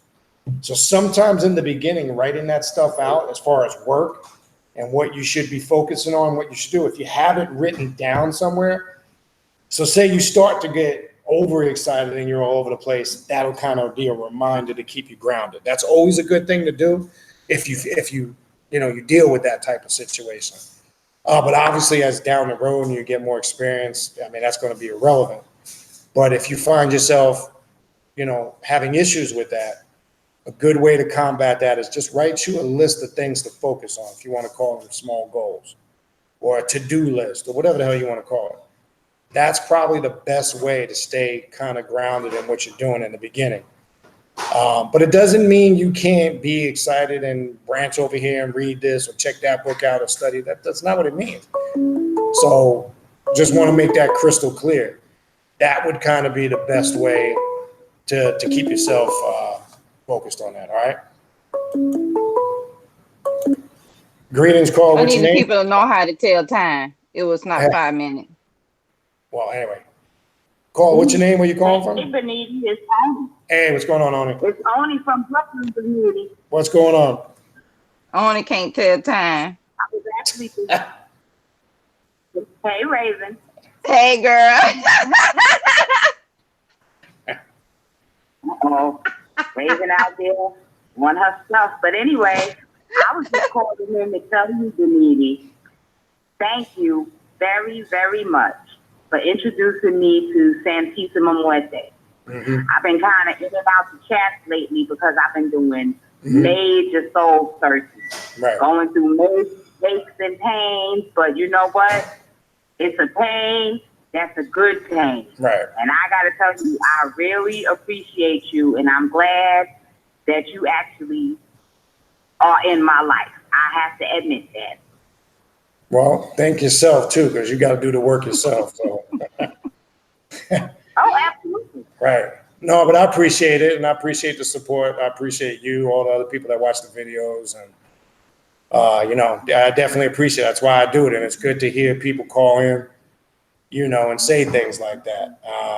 But and I know you know this, and everybody else listening, but also you make sure you guys give yourselves some credit too, because you guys got to actually carry out the work yourself. And I know you're doing work on it. I'm just speaking. In general, always, it's a great feeling when you can look back and say to yourself, man, I'm glad I did that shit. There you go.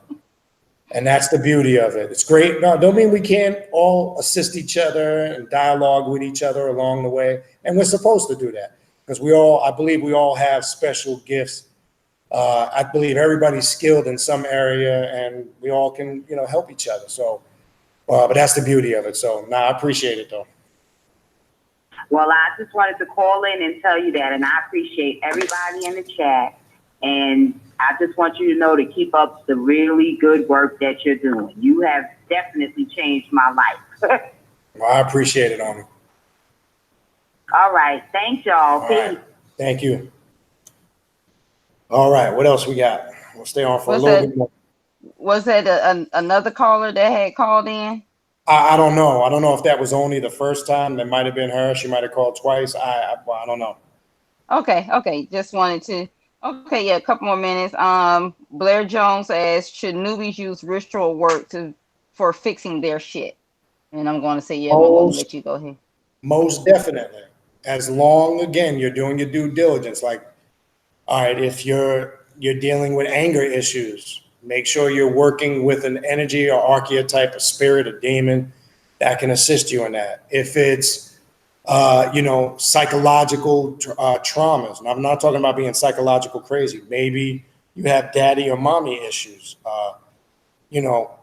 Any road clearing archetype is always, in my opinion, recommended when you first start out on the path to do shadow work, but understanding what that archetype represents, because they're going to clear that shit out for you. All right. Let me take this call here. Greetings, caller. What's your name? Where you calling from? Hey, big bro. Who's this?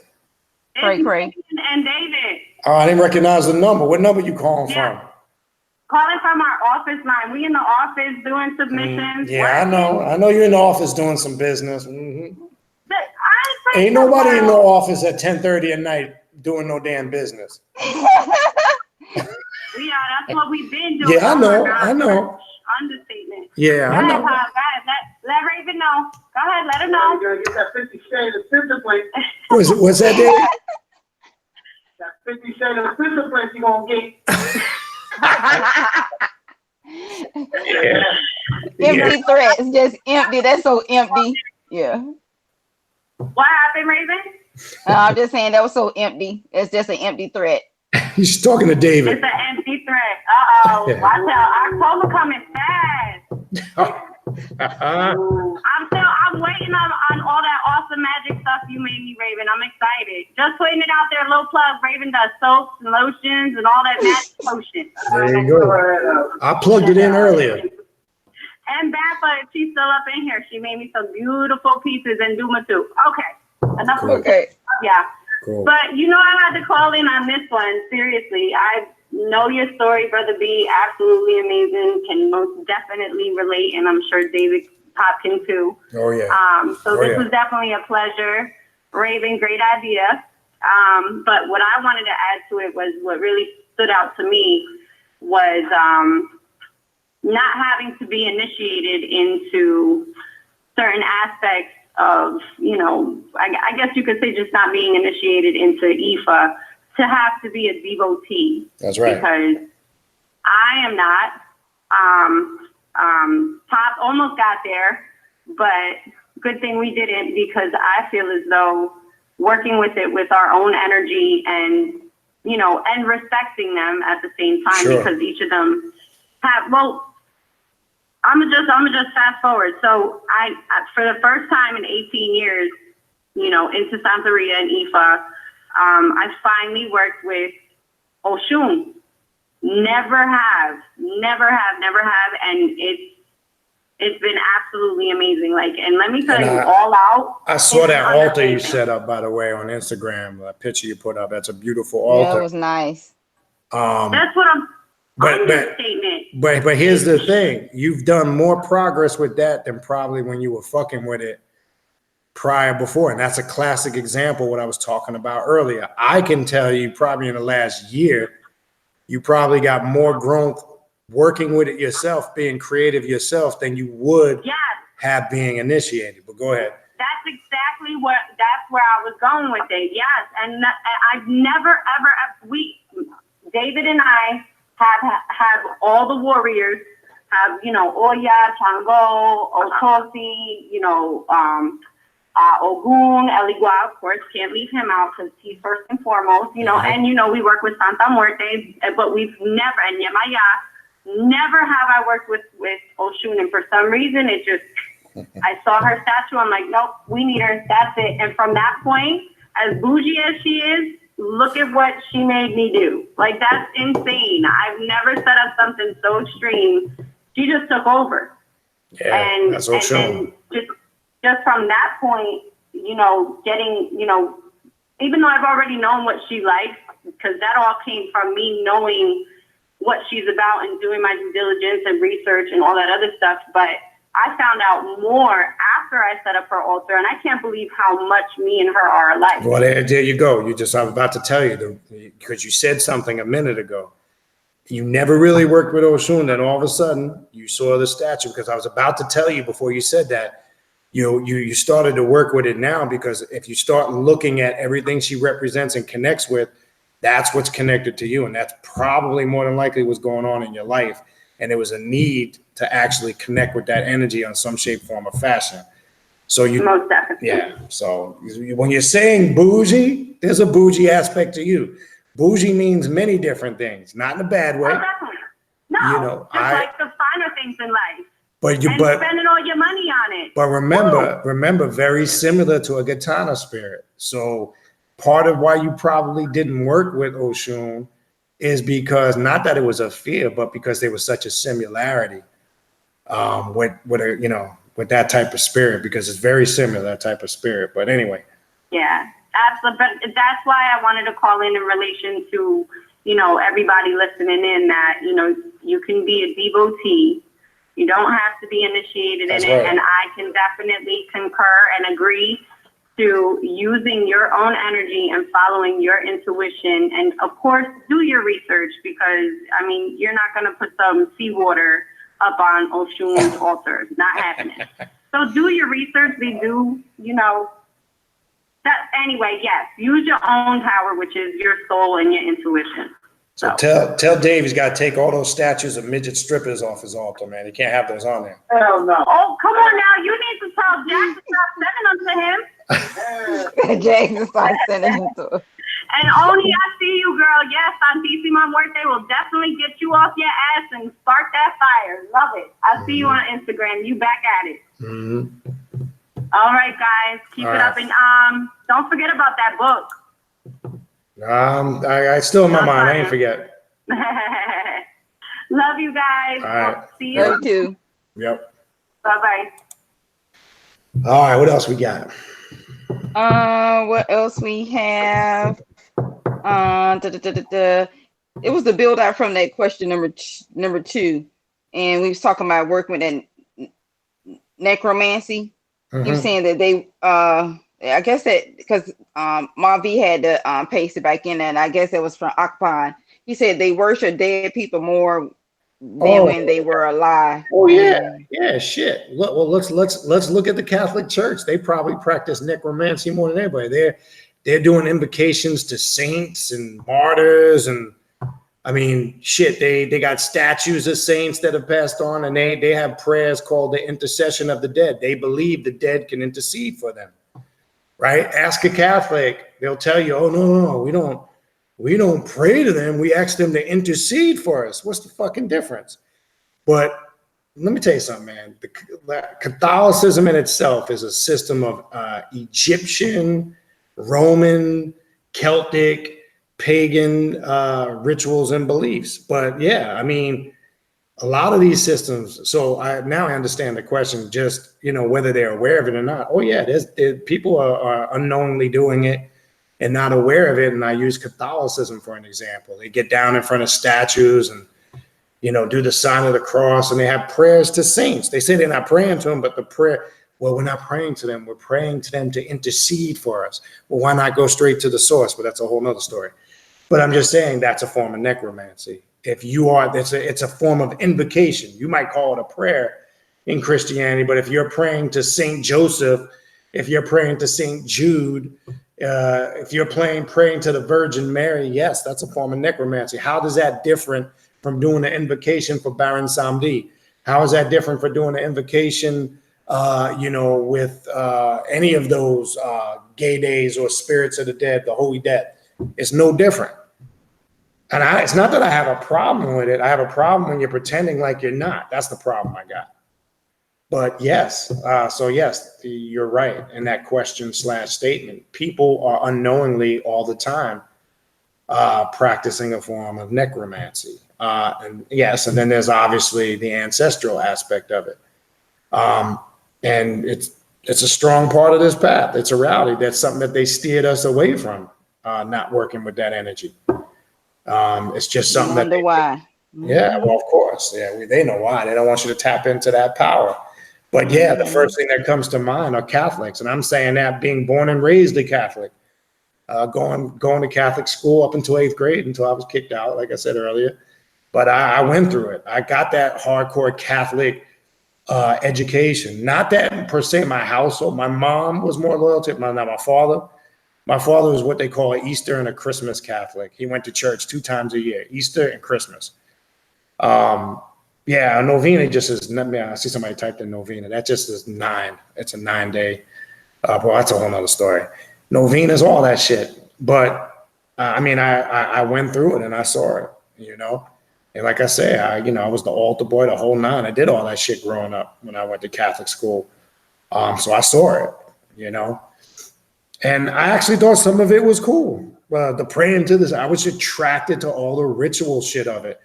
When I was younger and innocent, I didn't know no better. It wasn't that I was attracted to the religion and the principles and what it stood for as a whole. Because like I said earlier, in the beginning of the video, as I got older in my early teen, 13, 14, I just started to see how ridiculous it was as a religion.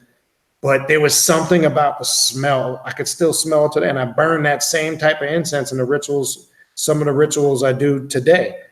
That rock, frankincense, and myrrh, it's the same shit they used back then. I was attracted to that smell. Sometimes I couldn't wait to go to the church just to smell the frankincense and myrrh rock incense. I know it sounds crazy. Just that whole ritualistic aspect of the Mass and the Eucharist. You know what I mean? I wasn't really focused again on the religion as a whole. It was just I was mesmerized by the whole ritual of the Mass.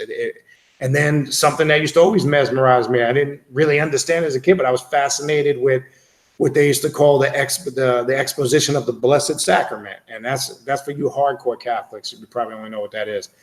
That's sometimes where they take what they call the monstrous and they put the communion wafer in it and they bring it out on the altar and then people would just come and pray the rosary and meditate. You know, they can't even touch it with their hands. You've probably seen it on TV.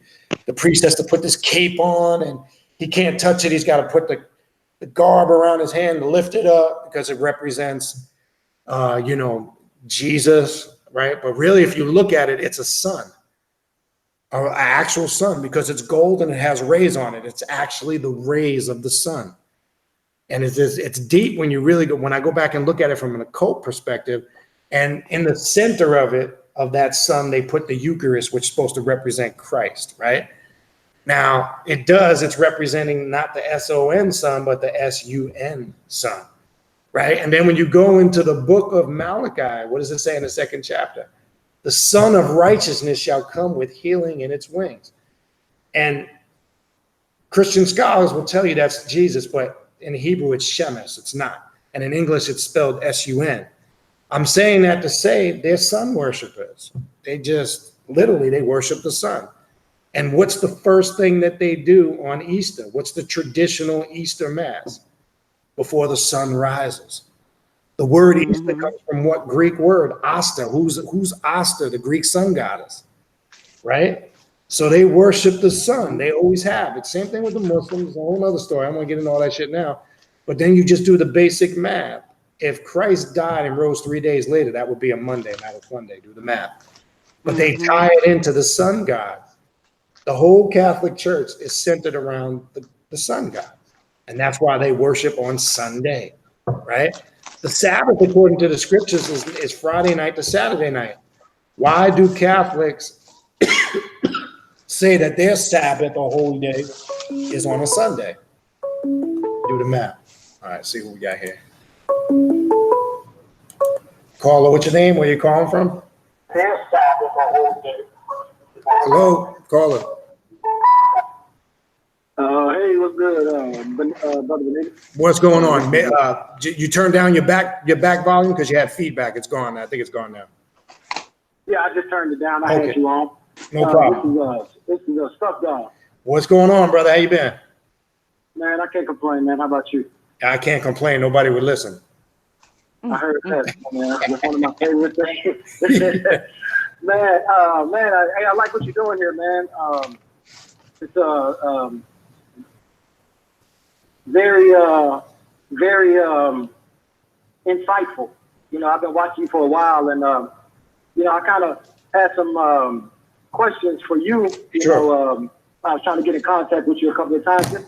I had one of the questions that I wanted to ask you was like when you work in your rituals or in a different path, what do you consider success when working these rituals? Okay. And if any, if you've had any, what would you consider a failure?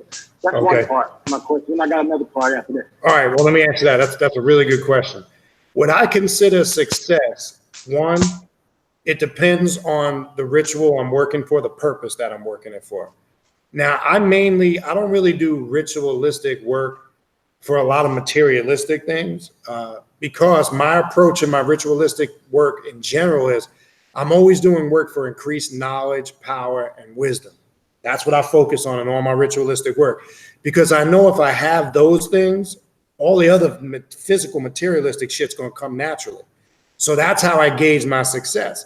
So like, for an example, the blood pack ritual I'm going to do later this evening with Lucifer, that's to embody the knowledge and the wisdom and the power of Lucifer and what Lucifer represents as a light bearer and intellect. So I think the greatest aspect that I connect to results is your awareness and your knowledge just is off the charts, and you can feel it, you can sense it, you can see it, and you speak it, so you embody it. And then that trickles into other facets of your life physically, financially, relationships, dealing with others, career, job, whatever it is. So that's the success. That's my approach though. I barely do any work for materialistic stuff. Did I do some of that in the beginning? Yeah, I might have did a lot of that nonsense with candle magic, just like everybody else. Sometimes you're disillusioned when you first come on, but I don't do any of that stuff. Now, if I do particularly for certain situations or examples, I will carry out only sparingly here and there some money ritual work, but very rarely. I do that for certain reasons, certain situations, and I deal with the money magic only with consistency. I never do a money magic ritual asking for a specific amount or for a specific reason, because I've learned when you work with these spirits and these entities, when you get specific, it doesn't work like that. If you ask for consistency, especially when it comes to money, I don't focus like, oh, I need $2,000 or I need $5,000 to do this. I just simply ask for consistent flow, and I do rituals visualizing that and seeing money going in, constantly coming from a source into my hand, vice versa, whatever. But I focus on that. Now, failure, which that's a good question, or frustrations, or what I consider not success. There has been times where I might have planned a ritual and didn't get anything out of it right immediately afterwards, but not realizing was the reason why it was a failure, that subconsciously I had something blocking it, but I didn't realize it at the moment. And sometimes later the benefit from the ritual kicked in and made that failure or blockage or awareness to me, and then it made more sense. So that's probably been sometimes where I gauged it a failure, where I just felt like I got more frustration out of it at the time than any clear-cut result. But again, I realized later that it was something that I was unconsciously aware of that was blocking the result from coming through, and that can be frustrating. That can be frustrating sometimes. Right, yeah. Because I found out I don't really have to do anything for money either, man. I bust my ass for it. You know what I'm saying? So like, as far as like the spiritual stuff for money, I mean, I'm not just getting on this stuff. I've been studying for a while now. Right. But I'm just trying to see how other people gauge this world. You know what I mean? And Sure. like, I'm not to pattern my life after it, just to see, you know, if you're on the right track Sure. as far as things that you see light up in your life. You wonder if other people see the same thing. Sure. And I agree with you 1,000%. Like I'm totally on this for knowledge and That's knowledge right. of self, knowledge of arrival, knowledge of leaving, knowledge of departure. You know, strictly for because everything here, you know, you realize is only made manifest through somebody's ideology. That's right. So nothing here actually matters. That's right. You know what I'm saying? Nothing here actually matters, and I realize that. You know what I mean? But in that realization, I don't even know. I mean, I guess I'm just laughing about it. I'm still trying to figure out what it is, because, you know, with the realization that nothing fucking matters. No, you're right. For my language. But with the realization that nothing matters, you know, the only meaning in life is the meaning that you give to it. That's right. And all of those things, it's like, okay, now what do I do with that knowledge, you know? But I don't want to keep on going on that, because I had another question that I was enjoying. Sure. You know, I want your responses to Sure. this. And the second part of my question is, has there been any paths that you've worked that have been more successful than others? And has there been any paths that you've worked, or any paths that you've unlocked that you said, I'm gonna lock that shit back up because I don't like the results that I got from it? You know what I mean? Yeah. No, that's a good question. Well, yeah, there are certain paths I do. Like, I don't know if you were listening to all of it. Yes, there are certain paths that I do really like working with, you know, more than others. Like, I like to work with, I like to focus on with different facets of the adversary. Samael, Right. you know, Lucifer, Set, all those energies, that's probably my go-to. As a system, as a whole, I like to use Egyptian Heka or Egyptian black magic. I like to work with the material aspect of black magic.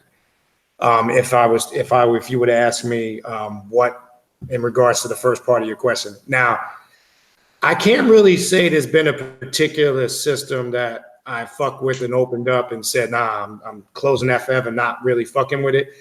Has there been systems that I don't really vibe with or really feel? Yeah, there's certain things I probably don't utilize, where not because look, there's other people that probably utilize those same systems that I didn't really feel and get results.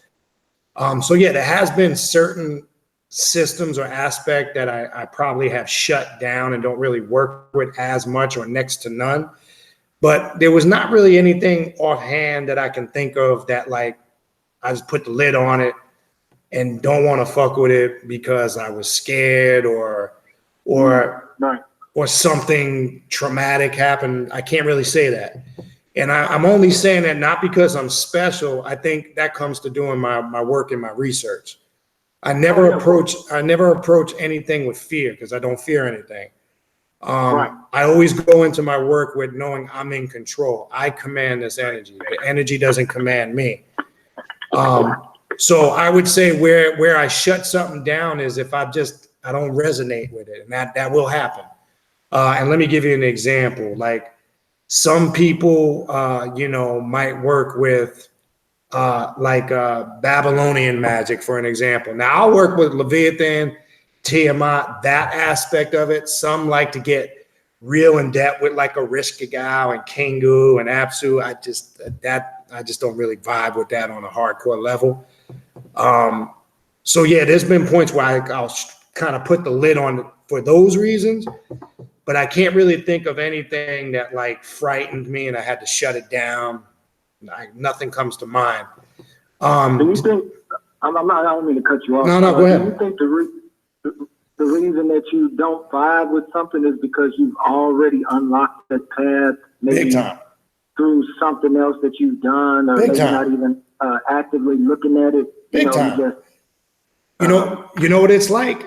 Think about this. You do this, and probably many other listeners. You ever pick up a book and start reading it about a quarter of the way through, you put it down, you're like, I already know this shit. I don't even want to waste my time on it. Hell yeah, all this shit. Yeah. I'm using that. Yes. Like.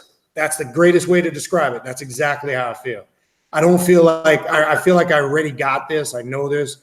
And I don't really think there's anything I can get out of it. I felt like I already met. Yes. That's a great way to describe it.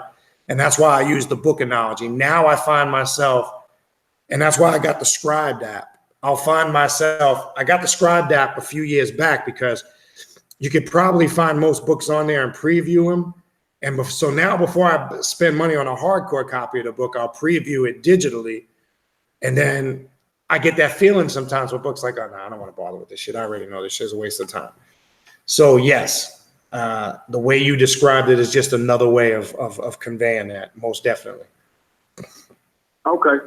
All right. I was just wondering, man, because I find that I run across, a lot of the stuff people are talking about, it just don't vibe with me, and I'm just trying to figure out, and then when you have discussions, and it's books that, you have authors on. Sure. And, they'll be discussing their work, or you'll be discussing a book, and I'm listening, and I'm like, I kind of finished before you said what you're saying, in the book. And I'm like, oh, man, all of this shit just running together. Sure. Everybody is really just trying to describe their perception of what nothing is. Right. You know what I'm saying? And that shit is blowing my mind, man. It's like, everybody is right and everybody is wrong at the same time. Well, see, you know what I'm saying? Yeah, and I'm glad you said that, because remember, books, information, and you just hit it on the head. Everybody is right and everybody is wrong simultaneously. The information in books are, again, you always hear me say this, they're just tools. You always should draw your own conclusion and your own perception. And like what I've started to do recently is, if you go back and you see, when I first started the channel for a while, I didn't even refer to any books. Then there was a period where I was taking chunks of books and building on that.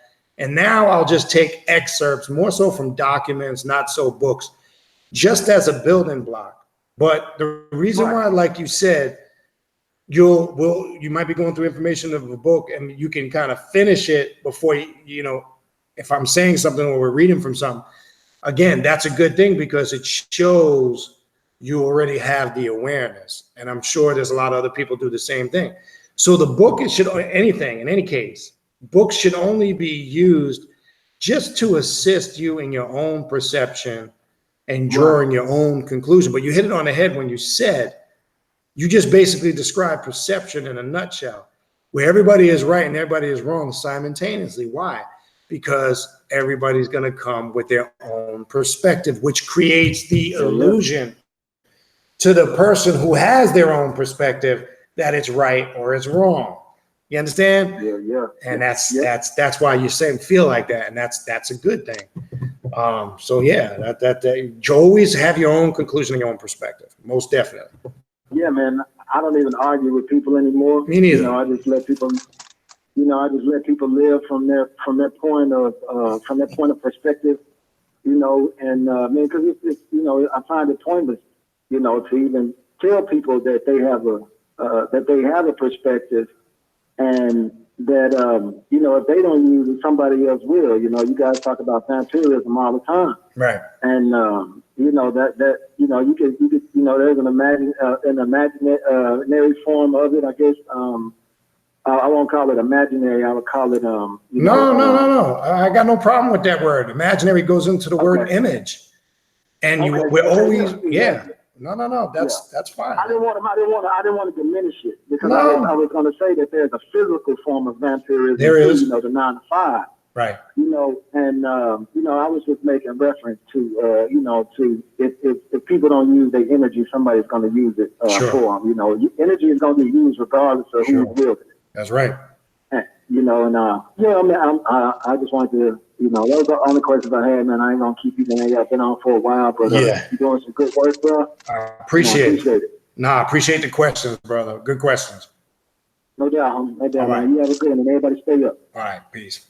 All right. Good points. And those were really good questions. That's a good, again, perspective, that's good.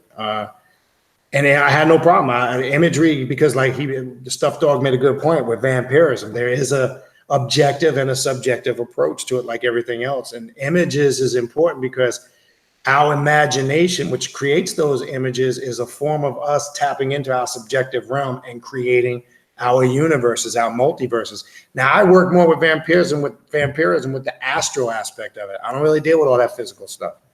The absorption and the exchanging of energies, call it feeding, and taking astral flight and taking shape form. That, to me, are the higher sciences, because that opens you up to higher levels of awareness.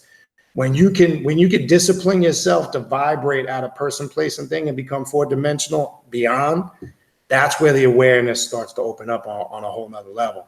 I don't really deal with all that physical shit. And there is a, like you said, there's a physical form of it where people, you got people that are gothic and they wear the fangs, and then I'm not knocking it. If that's your thing, that's your thing. But I don't fuck with anything like that. That's just not me.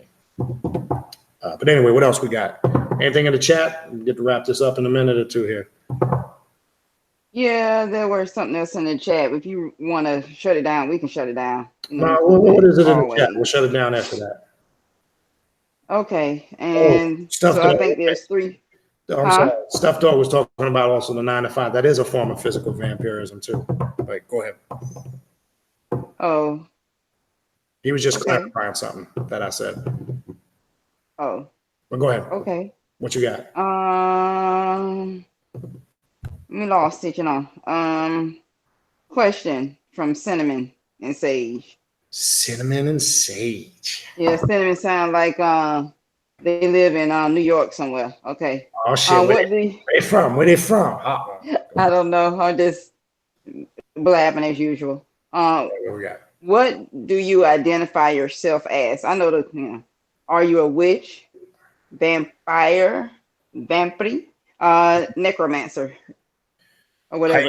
I use a term that embodies all of those things called the Black Adept. When you say you're a Black Adept, you are a master of the dark arts, which is inclusive of all of those systems and more. So if somebody had to ask, because, not to us that are on this path, and I know we're talking about that and that question's being asked, we know what that means. But if somebody on the outside would ask, because some people that are not on this path need, and because of their insecurities, like, let me give an example. Especially religious people. If you say you're a Muslim, they know what that is. If you say you're a Christian, you're a Jew, you're a Buddhist, they're comfortable. But if you say you're spiritual, they don't know what that means. Oh, well, I consider myself a spiritual person. That's still not good enough for them. They need something to make their insecurities fulfilled. But I'm not saying it in regards to them. I want to throw that out the door. It's a good question by Cinnamon and Sage. I would, again, identify with the title Black Adept. Not black as in the color of skin, black as in the dark arts, the black arts, black magic. So when you say Black Adept, it's inclusive in all of those, because if you go into any of those systems, be it vampirism, Luciferianism, in the grades and the degrees, when they break them down, till you become a master of the arts, that degree goes from adept on. So that title is a title that a man or a woman carries when they've been recognized on certain levels of being a master of the dark arts. So I would use that title because it's inclusive of all of those things: witch, warlock, vampire, Luciferian. All of those things connect with the title of a Black Adept. One, he or she who has mastered the dark or the black arts. And that's why you always hear me use the term Black Adept. That's what that means. Now, I use that title also for myself because of some of the grades and the degrees I've gone through. It's not a title I just gave myself. I've earned it on the, the initiatory level and in my personal work. So I'm not just taking the title because it's cool. It's a title that, takes years to obtain. Just like anybody else on this path, you will be recognized as a adept at some point. When that is, that's you'll know. I can't tell you that. I can't individualize the work that everybody does. That's personal. But yes, that would be my answer to that. Black adept is inclusive of all of those things. All right, cool. Rolling along. Next question. Akwan again. And I'm going to kind of word this as best I can. Can you connect with ancestor, deity, spirit, etc., as opposed to just a feeling or a notion? Is that a form of connection? Is that what they're asking?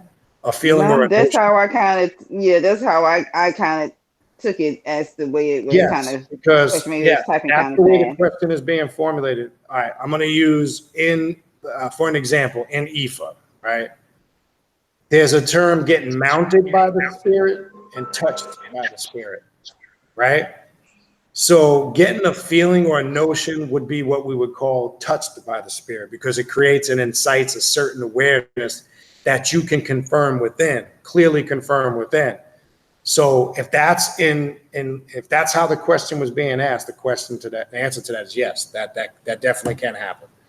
It doesn't have to be a full blown possession or some mystical vision. No, that doesn't necessarily always correlate to being connected with an energy or a spirit.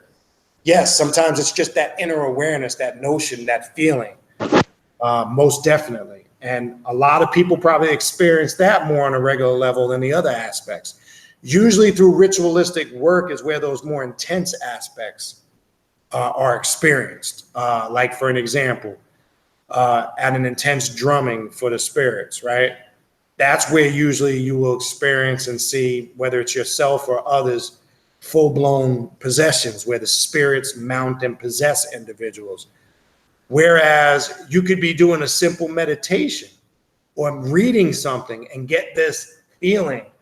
It could be a electrical surge through your chest, like a very warm, amped up feeling. And sometimes it's you're reading a book and all of a sudden something connects and you get the goosebumps and you get this, your head, you get that feeling at the top of your head that shoots to the top of your head, and you feel all the bumps on the back of your neck, because that's what we call a DNA explosion, right? You had an awareness, an aha moment. Some call it a DNA explosion. And if you were reading about a particular thing or a spirit or archetype, yes, that you're being touched or affected by that experience, because you unlocked a portion of that in your psyche. So it could be as simple as just reading a book. That can happen. It could be as simple as it's happened to me, driving the car, just thinking about something and going, oh shit, blah, blah, blah, and my mind put together, boom, and you get that feeling through your body, right? So most definitely, if that's how the question was being answered, then I would assume that's how it was. I'm gonna say. So Yeah, I'm going to say that too. And let me come down here. Another question was, while on this path, what is the toughest thing you experience with any of the dark energies that you? I'm gonna say probably. I know you kind of answered it earlier, but no, but I could think of one particular when I first started working with Papa Bones and Obia. At first, I would get very nauseous, almost to the point of vomiting, and I get severe migraines and headaches because I was having difficulty facilitating the energy. Because for those that are familiar with Papa Bones, I ain't gonna get too much into that. I did a video on it last year, sometime at the end of the year, I think, or in the fall. It was a very intense energy working with it at first. So I struggled with it at first. And usually that's a normal sign when you work with a new energy that could be very intense for you. It's normal to get headaches, feel dizzy, nauseous. Some people even vomit or throw up. That can happen. So I knew it wasn't because I was sick or there was anything wrong with me. I clearly knew what it was, but I was frustrated because at first, I was like, shit, I don't like I guess nobody likes to feel, nauseous and dizzy and feel like they're going to puke. So I would get a little frustrated because I was like, I don't like to give up on anything. So I was like, I'm going to do this. I'm going to master it. But it was frustrating knowing the first several times I did it that shit would come on.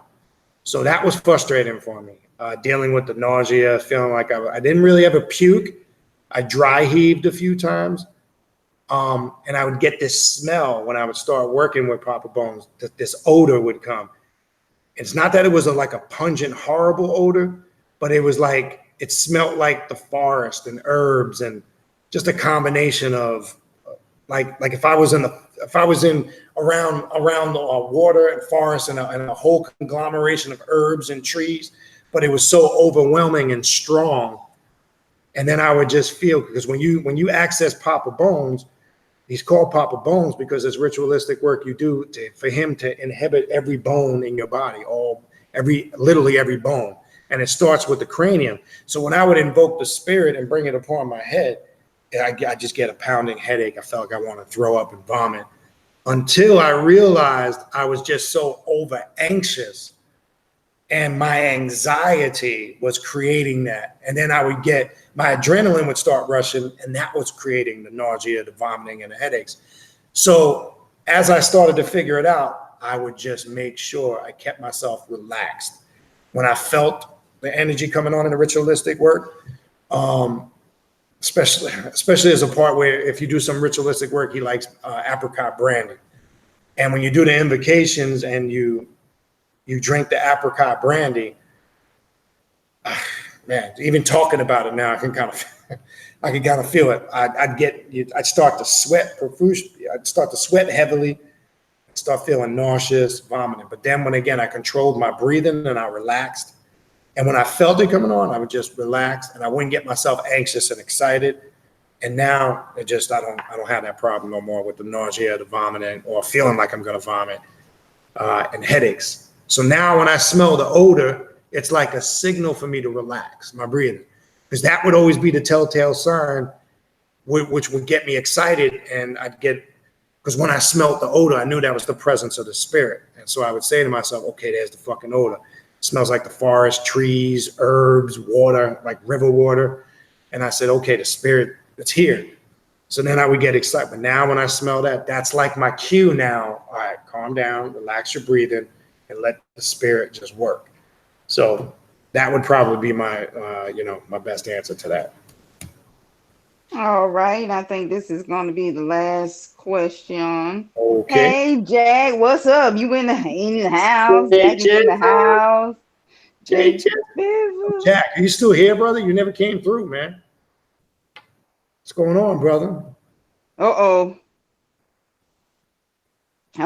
Question from Mama Lamarete. I know, right? You didn't speak on the Holy Death at all, and she's done so. No, that's well. Not. But anyway, go ahead. Okay, don't be cutting me off. Be fussing at her. Yeah. Okay. Maybe she likes some other people. That's when Dave was hitting it from the back on the desk. He wasn't paying attention. That's when Dave was putting in that work. See, that's what I was talking about. And that was around, I don't forget anything. You called in, that was about 10:30. And I heard when you called in, I heard shit on the desk moving around like this and shit. I heard that shit. That was Dave. Dave was getting in some of that backdoor work. I know what that, and you didn't hear it, man. That's what it was. But anyway, go ahead. Yeah, and she's done so much for many in here because you've spoken on how she's done. Okay. I owe Sam. So she wants you to speak about it. The Holy Death probably has opened, in my work with the Holy Death, as a road opener, clearing away obstacles, has been the tremendous transformation and change. So let me be specific. As far as career and being focused and goal driven, I would attribute that to the work with the Holy Death, because that's the aspect I work with the Holy Death, the black aspect. I do work with the rainbow aspect, there's some other shit, but I basically deal with the form of the Grim Reaper because, again, as I've always said before, when you work with the death current, it really represents, if you're connected with it and working with it, transformation and change. And that's how you know you're working with the death current. Now, all this physical substance shit, skeletons, and that's part of it, the imagery and the rituals. But some people get caught up in all that, the imagery and the external shit. But the Holy Death basically was able to center me and keep me focused on the tasks at hand. Okay. So I can agree. Yeah, and that's been the greatest gift. I couldn't even put a price on it, because I think part of my problem was I would start something and I didn't finish it. And I would when I'm talking about more so just things in general. I'm not talking about ritualistic work, but I've always said this, contrary to the stereotypes that are out there about the Holy Death, to me, it's a very nurturing, hardcore, motherly type of energy. That's my experience with it. I don't really have a lot of that shit that people talk about. That's not my experience with it. It's been that tough, motherly love that you need sometimes to keep you on the straight and narrow. You know, that's what I can attribute it to. But it's kept me all around focused and aware. And again, like Stuff Dog said, and like we were talking about earlier, I focus on the knowledge, the wisdom, and the power. If you have that, everything else falls into place. I don't care what anybody says. I don't do work for mundane shit. I don't need to do, not knocking anybody that does. I don't need to do love work and money work all the time. I mean, if that's what you need, that's what you need. I'm not knocking you, criticizing you. But if you really understood what this path is about, if you really understood what the adversary represents and all of these things, if you have the knowledge, the wisdom, and the power, you will have everything that you need. That's the best way I could describe it. I focus my work for knowledge of self. And like we were talking about earlier, and Stuff Dog brought it up again when he called in. If you have knowledge of self, there's no greater gift in the universe than having knowledge of self. You can't even put money on it. It's priceless. I wouldn't even know what to gauge that to. Because when you have knowledge of self, awareness of self, it's like, look at it like building a house. That's the foundation. If you have that foundation, everything is going to be built upon that premise. If you come in reverse, I'm going to come in and I'm going to do sex magic and I'm going to do money magic and I'm going to do love work, and that's on you. Hey, maybe it works for some people. Again, I'm not going to say it don't. I'm not saying there's nobody that doesn't do it and come in like that. Maybe they do. I can't speak on that though. That's just not my approach. I can only speak on my approach. Is my approach going to work for everybody the same way? Am I saying to do it the same way? No, absolutely not. So, yeah. All right. That was the last question in the chat pertaining to the topic at hand. Just want to remind everybody before y'all leave, we thank y'all for joining our show tonight. We are really appreciative of you guys for hanging out, asking your questions pertaining to the show, and allow me to be y'all host. For spiritual readings, consultations, you can reach Brother Baniti at canoon19@gmail.com. Please allow him a 2-day window, okay, to get with y'all. And Bow Cadman Thursday. Don't forget Bow Cadman Thursday night. I was still talking. Oh, I'm sorry. Okay, so people just so rude. I don't know why people so rude. So I can say, and a lot of other people in the chat can say, he be on points, all points. Okay, he be on points, not just on point. He be on all points with it. I just a little something. He did it was a reading, right? A reading for me. It wasn't supposed to even be for me. It's supposed to have been for my son, who was just being my son, running late. And so, and it just was on point. I never discussed certain things, and he was able to hit the nail on the head. I was kind of surprised, because that has just never happened before, for someone to pull something, you know. It was just fantastical. So anyways, for that, classes starting July 20th, okay? Yep. Same email address, canoon19@gmail.com. I'm talking to him by separating that so that, you know, he don't miss you guys when y'all want to sign up for the classes.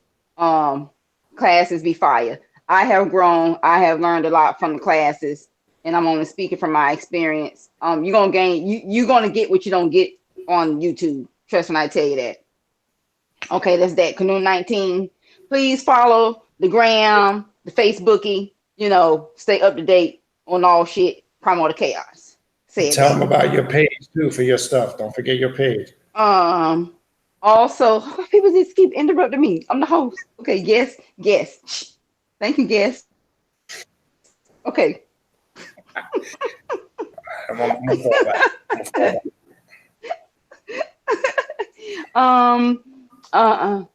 Yes. Thursday show. Bal Catman is coming back. He enjoyed y'all. He enjoyed, giving y'all some jewels. I don't know why he enjoyed giving y'all jewels, because y'all don't ask him shit. Okay? But he enjoyed coming over here giving y'all jewels.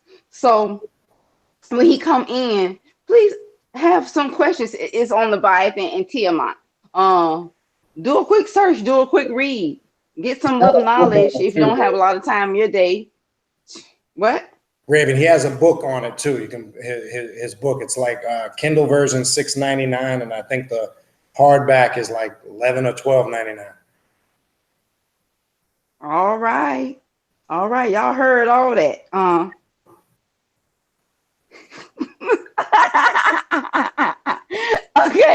Okay, y'all heard all that. I like Bal Catman. I don't have the newest book, but what I have is easy to grasp. It don't take a lot of brain power to understand. So I really do like how he delivers his information. He has the YouTube channel as well. You can find it, Bal Catman. You can do the search. You can get to his YouTube channel as well. You may find some topics in relation to him coming on to the show on Thursday at 8 p.m. Primordial Chaos YouTube. Okay, tell your family, tell your friends to come join the show. Maybe they may have some questions when y'all won't. But just take advantage of these guests when they're on here. Brother Baniti is offering you guys a gift. I don't take it lightly. I know I say it all the time. Be quiet, why are you talking? Now I gotta show you this. Before you go. You watching, right? You can see. No, wait a second. Let me come back onto the okay, I'm looking. All right, it's that fire. You know what we're getting ready to do with this? That Sudanese frankincense and Ethiopian myrrh. About to fire it up for Lucifer. And that had to do with what? What we getting ready to do next week? I'm not there yet. Okay, we talking about Bal Catman. Anyway, I don't know why my guest. I was trying to show you to let you know it came. That's all I was trying to show you. Cool. I can't wait. So just to let you guys, just take advantage of that, please. It's kind of disconcerting that these guests come on and they too be looking forward to your questions. So let's give it to them, guys. I know y'all can do it. Y'all can formulate. Y'all have been formulating some questions tonight for Brother Baniti. I'm quite sure you do the same damn thing for the guests that he brings on this show. Much appreciated. As Brother Baniti, I muted myself. Don't tell nobody, because I was getting ready to fuss at the cat. May 31st. Yep. The ritual. Yep. Contact canoom19@gmail.com, because y'all know if y'all try to contact me, y'all ain't coming. Okay. I just say no to everybody. Okay. The ritual. If you can make it, that'd be great. But contact for that information. And as Mandy so alluded to, October the 25th through the 27th, we're having our second annual. It's a big deal, y'all. We made the year 2. For the journey of the adept, as Brother Benny was speaking about becoming an adept. If you have a headache, we're gonna end it soon, so you can go and get your rest on. Okay. Yeah. Just okay.